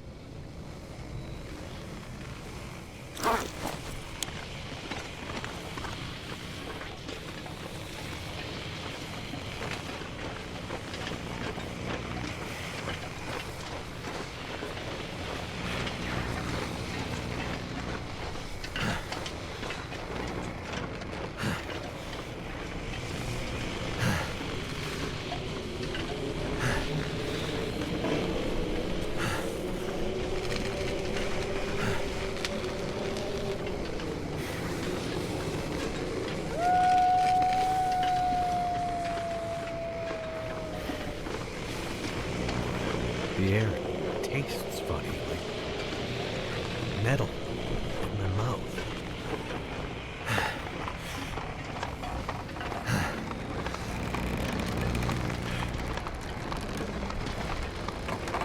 Oh, shit.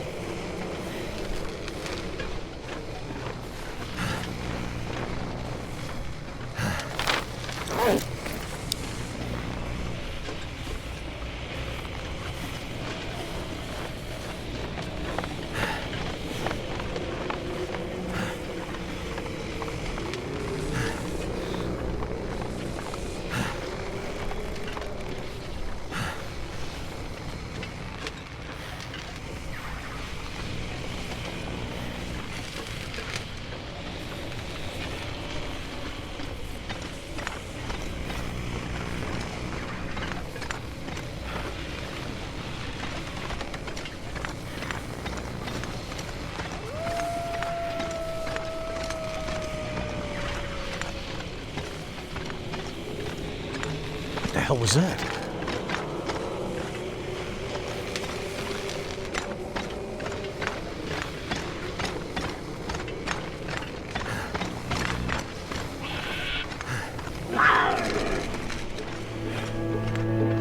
Oh, shit! Is that what I think it is?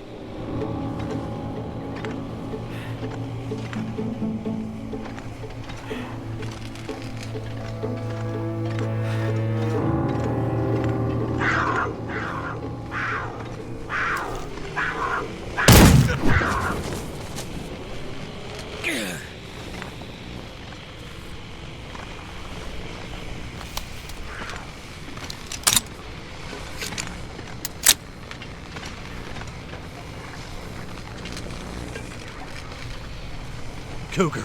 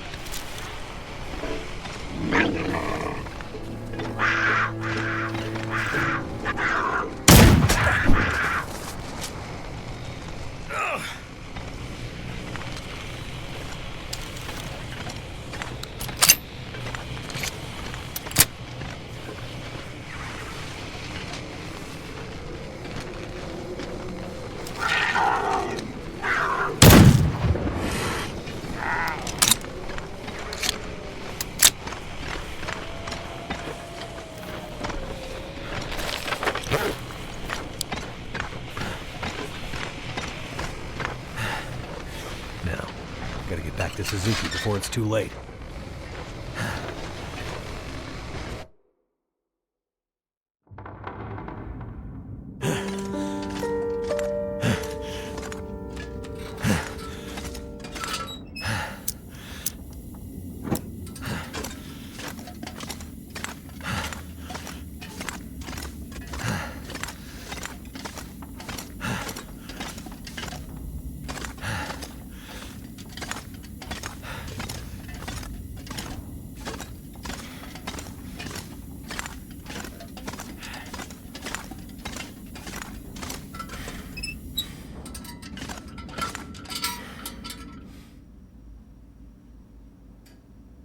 You did it, Mackenzie! Yes, good work, young man. It was no trouble. Now, do you have everything you need? I think so. I still have a job for you. Right. Please, accompany Jace up to... I can handle that alone, Dr. Atwood. He's already done enough. Accompany Jace to... With tonight's Aurora, we have a chance to pull the data now that the systems are nearly back online. But I'm not sure Jace can handle the next part alone. I don't need any help. We need to get the data from the buffers back into the mainframe and then to the scope's relays for processing. But for that to work, we need the benefit of the program. The program?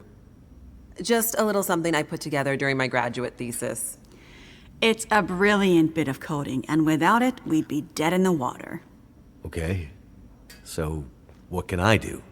The next parts are all about perfect timing, and we each have a part to play. I'm sure I can handle the telescope. Nonsense. This is too important to let pride get in the way. Once more, for good luck.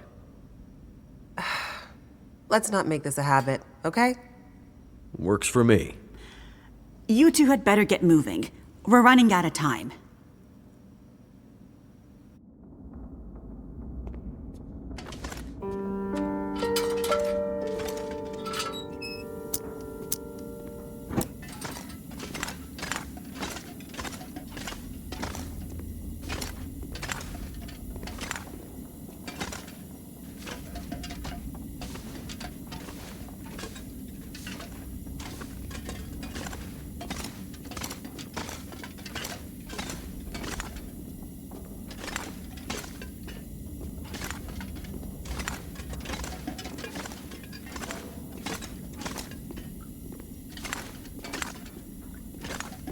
Could they have built a more confusing space?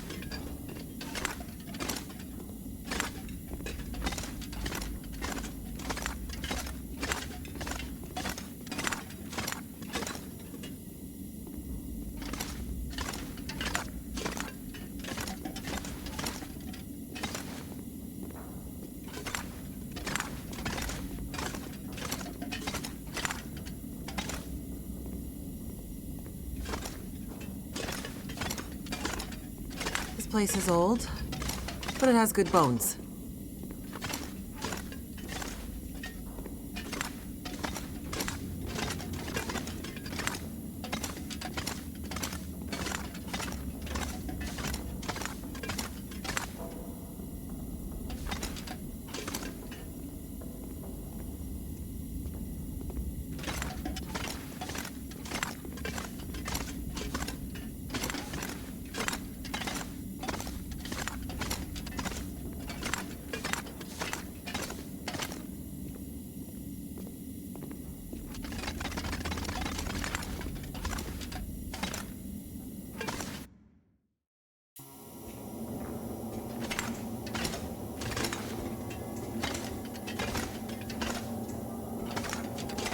Feels like the whole facility is slowly waking up. That Aurora is a real mystery. It's almost like magic, really.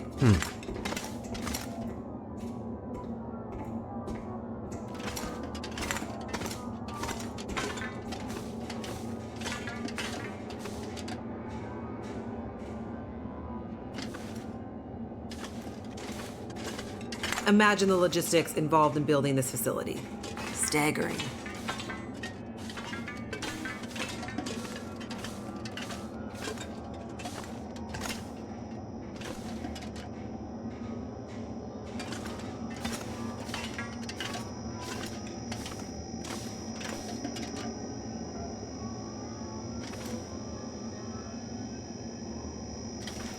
The people who built this had no idea how important it would be someday.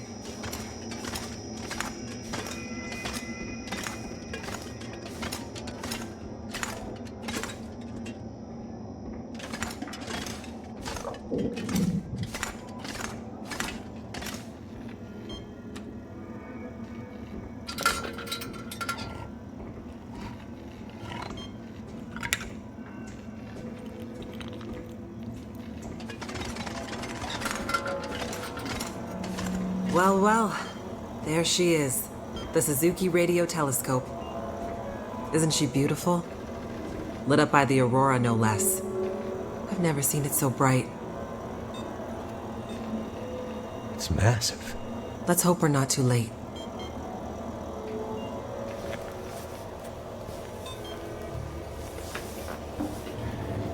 Okay, time to get this party started.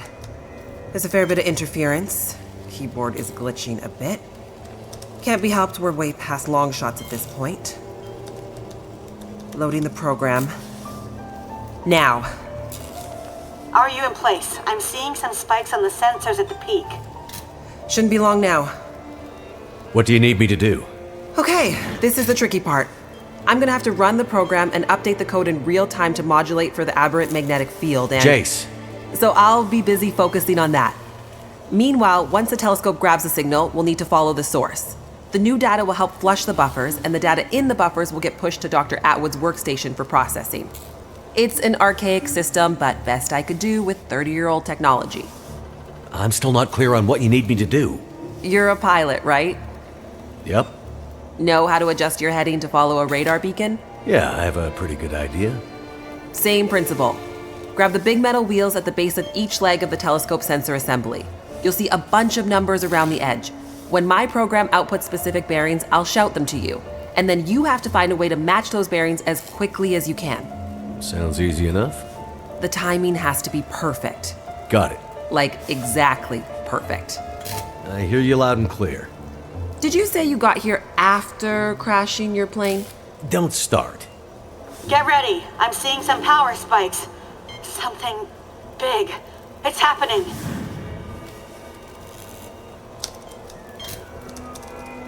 Get ready, Mackenzie.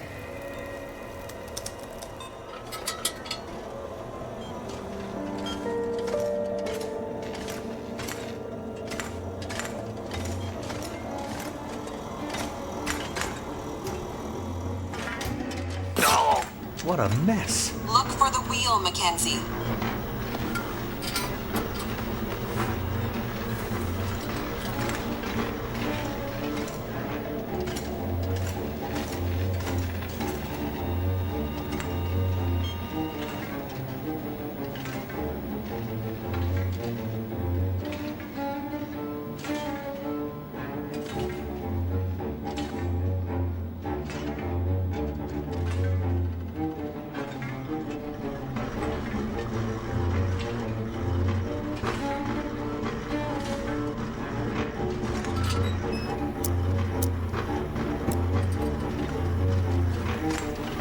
Here we go, 141 degrees.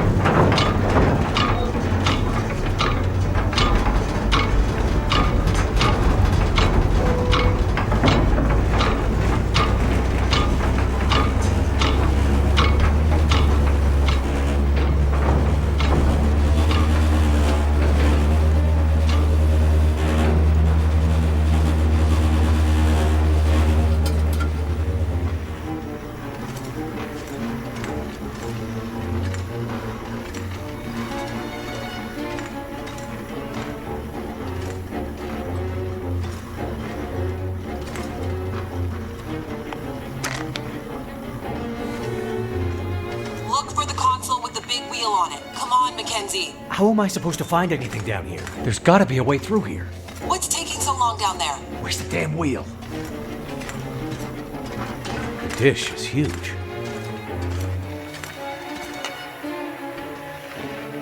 That's it. We're getting close now. Keep going. Okay, 67 degrees.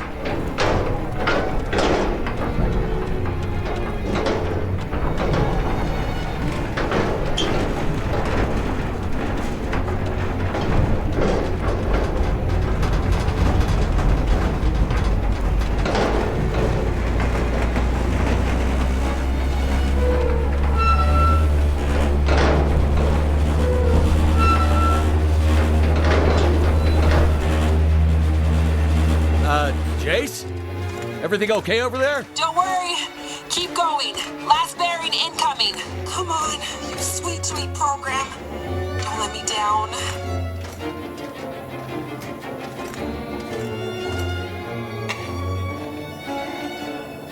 "156, Mackenzie. Get to 156 before the whole thing blows."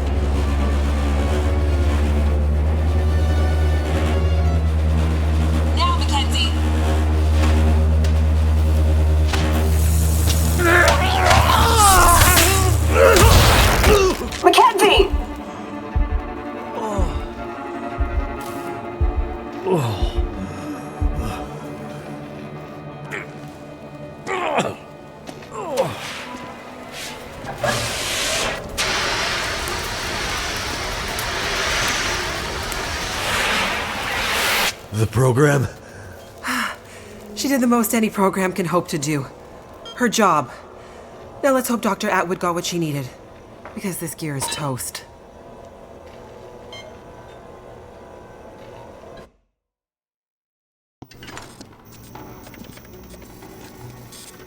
It's coming now. All the data just flooding out of the buffers. It worked. God damn it, it worked. Oh, thank goodness. I'd hate to have to restart my PhD. You did brilliant work, my girl. Absolutely brilliant. We just need to keep the data flow, ensure it comes in a continuous flow, uninterrupted. How long before the data is ready for analysis? These are old systems, and it takes a while for them to crunch through the numbers. It'll be hours before we'll... Well, shit. What the hell just happened? It's not the power this time. Geothermal plant's still showing up green on the board. Some kind of overload, or emergency shutdown. What now?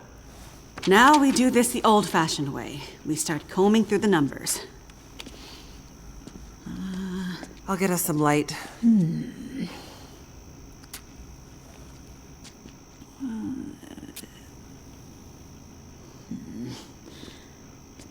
Do you see anything that would indicate the level of K-index we might expect to... Shush, girl. Let me read. Huh. Do you want me to grab a printout and Could it be a G10? Is there something I can do to... Aha! Here it is. Here it is. There it is. What do you see? It can't be. That silly old British bastard was right. He just never knew how right he was. Why did it have to happen in our time? British bastard? Please explain. For you to fully understand would take more time than we have. I'd have to go back more than 150 years. I like a good story. I think we deserve some answers. Very well. In 1865, a British scientist and naval officer was tasked with supporting the research of a scientific team, seeking to create a kind of communication that could travel over the air. The Admiralty felt that dependence on the telegraph was holding them back. This Navy man was inspired by stories he'd heard about the Carrington event, 6 years prior. At the time, the largest geomagnetic event ever recorded. He had heard that the abundance of static electricity in the air had powered telegraph lines, even after the operators had unplugged them. Fires broke out due to this geomagnetically induced current. It got him thinking. This scientist's research led him all over the world, and he began to piece together a picture of the Earth's geomagnetic profile, and something about the operation of the sun and its effects on the Earth's magnetic field. Remember, this was 150 years ago, and well before they had the equipment to prove any of this. But a theory began to take shape in his mind that suggested the sun went through cycles of geomagnetic activity, waxing and waning, but sometimes spiking inexplicably in dramatic ways. The historical record held evidence of many of these events, but in pre-industrial times, the impacts were more subtle. Even in the mid-1800s, there wasn't enough power infrastructure to really feel the impact of these spikes, so it wasn't of grave concern. But the growing dependence on telegraphy suggested this shouldn't be ignored. And this scientist predicted that if the level of electrification continued to grow exponentially, as was predicted, this would create a serious vulnerability that could be exploited by their enemies at great cost to industry and society at large. He was given a secret commission from the Royal Geographical Society to prove his theories and to come up with a strategy that would ensure the British were in the strongest position to exploit any such geomagnetic disaster. After another decade of research, this scientist began to suspect that this geomagnetic current that existed all around them could impact many other things, and more deeply. He began to study migration patterns of animals, and gathered evidence of whale strandings, bird die-offs, and other unexplained mysteries relating to animals' innate abilities to navigate vast distances with great precision, without the benefit of modern tools or equipment. Eventually, he knew he had to travel north to the Arctic to really test his theories. And in December of 1865, he took a ship and a crew of Navy scientists and mariners in a specially commissioned research vessel, a modified bomb mortar ship, fashioned after the Terror and Erebus from the ill-fated Franklin expedition. His ship was named the HMS In Tenebris, and he took it and a crew far above the Arctic Circle, along with an array of unique recording equipments he had crafted himself, with the hope of collecting data to support his theories. This scientist and Navy man was Captain Edmund Wintermute. The word in Mackenzie's secret message. It was a person's name. Wintermute's mission was to collect data near the Arctic Circle, and he and his crew were also tasked with the goal of resupplying a small Navy research outpost that had been set up as part of Wintermute's program the year before. Some of the crew on Wintermute's ship was designated as relief for the outpost crew, and Wintermute was meant to bring the replaced men home to their families. A few days away from the Arctic Circle and 2 days from their destination, Wintermute recorded increasingly active aurora and other geomagnetic activity around the ship, including St. Elmo's Fire. But he also noticed something else. As evidenced by their journals, many of the crew were having trouble sleeping, with some experiencing full-blown insomnia that worsened as they traveled further north. Some were also beginning to forget things, their journal entries occasionally slipping into childlike language or outright gibberish. 2 days out from their destination, the night watch rang the ship's bell to announce a man had gone overboard. The man, an experienced mariner, had been observed to simply walk off the deck of the ship. By all rights, a calm and dependable sailor. This event shook the crew's morale. Wintermute did his best to keep them focused, but he was still inexperienced as a ship's captain, always more the scientist than sailor or Navy man, and he could tell the men were increasingly becoming anxious, even distrustful. Walked off the ship and straight into the water. Exactly, but things got even stranger after that. When they arrived at their destination, a small island surrounded by sea ice, they found the Navy observation camp that Wintermute had set up the year before completely abandoned. The shelters were mostly destroyed, the relentless Arctic winds having shredded their canvas. The sled dogs were killed, some seeming to have been eaten. Many of the men were found dead, their bodies frozen in their beds, some showing signs of having been attacked or murdered. Yikes. Keep in mind, the Franklin expedition was still fresh in the public imagination during this time, including all the rumors of cannibalism. Wintermute could tell some of his men were nearing their breaking point, so he sent them back to the ship and took only a small group of trusted officers with him to search the rest of the small island. On the far northern side, in an icy bay, they found the remainder of the outpost crew, their bodies frozen solid in the ice. Some appear to have walked in and simply frozen in place.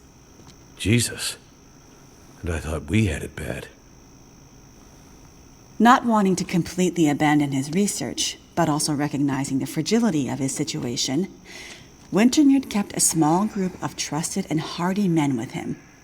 He offloaded sufficient provisions and equipment for them to survive up to 6 months, and sent the crew and the Intenebris back to London, with the request that they send a rescue ship to pick them up. That's dedication. But what does it have to do with our data? I'm getting there. Months later, the relief ship returned to find only Wintermute remained. He had left books of scrawled notes, data he had gathered using his novel devices, sketches and observances of the men he had kept with him, and a detailed diary outlining their slow but progressive decline into a kind of fugue and madness. Wintermute was accused of murdering the men, brought back in shackles, and once back in England, summarily court-martialed and committed to a sanatorium. His equipment, journals, and the data therein were hidden by the Admiralty, and the Royal Geographical Society renounced Wintermute's membership and denounced his research, claiming he had gone rogue. His work disappeared for over a century, until I dug it up. Why haven't we ever heard this story before? Exactly the question you should be asking. I had encountered odd and inexplicable references to his research, but always leading to dead ends. I finally managed to get my hands, through no small feat of my own canny research and a dogged determination, I might add, on a few of his earlier papers. It wasn't easy, believe me. A woman, let alone a woman who isn't white, had to work 10 times harder to get access to this material, but I managed to do it.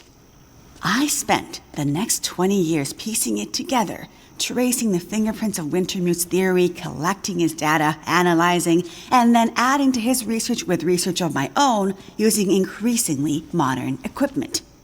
And the more I dug, the more data I collected, the more worried I became. Because not only had Wintermute's original fear come to pass, that the world had become dependent on the electrical grid, a technology that would easily be taken offline should any Carrington-level geomagnetic event occur. But even worse, that the Carrington event of 1859 was like a tiny spark compared to the massive, overwhelming storm that might come in the future. I started to talk to others about this, but of course people thought I was crazy. They ignored me at first, then started to denounce me, and then ostracize me. Until I eventually found myself so far on the fringes of accepted science that I was entirely isolated, with nobody to trust, nobody who would believe me. I lost my job, my marriage failed, all my academic credentials were thrown into question. Ah, this explains something about your reputation, Dr. Atwood. Nobody would believe me. Except for John, who you met as Jeremiah, Mr. Mackenzie. He was a young corporal in the Canadian military when I first met him. Handsome, as I recall. It's a long story on top of an already long story, so I won't tell it all here. But the important thing was he was stationed at a radar observation post along the Dew Line, far north, and started to observe some strange things of his own. He followed the trail, which eventually led him to me. Then when we got together, there were sparks, I tell you. To be believed by someone, it was like a drug. We worked to uncover more data, and he kept his eyes and ears open, using his military connections to gather more information carefully. And he moved up the ranks, but always stayed under the radar, putting his career aspirations aside to ensure he could stay close to the facilities we needed access to. But it was never going to last. At one point, he was caught accessing some classified data shared with our NATO allies, and they thought he was spying for the Russians, so they put him in military prison. And we lost touch. Years later, he actually found me here, at the radio telescope. He was a changed man. His fire was gone. They'd somehow broken him. He said he still believed, but he couldn't be part of this journey. And that's the last time I saw him. That was more than 20 years ago. I can't believe he's still alive. And on Great Bear, no less. You can't possibly believe that's some kind of coincidence. Jeremiah being here. What are you suggesting? Isn't it obvious? He stayed here for you. To be close to you. To keep watch. He's been here ever since. Close by, in case you might need him. And as soon as he saw the Aurora and what it could do, he knew. He saw the signs. When I met him, he was nearly killed by a bear. And when I left him, he was still not much more than half alive. Otherwise, I'm sure he would have come here himself. But he sent me to warn you. He made me promise. And he knew by then what that promise would mean. He sent you in his place. And it's a good thing he did, because now we have the final piece. This is the answer we've been looking for all these years. Do we finally have it? I think we do, dear. I'm not following. All my research here, and Jace's since she joined me, has been to try to anticipate, to get ahead. Ahead of what? The next big Carrington-level event. The thing Wintermute spent his life also searching for.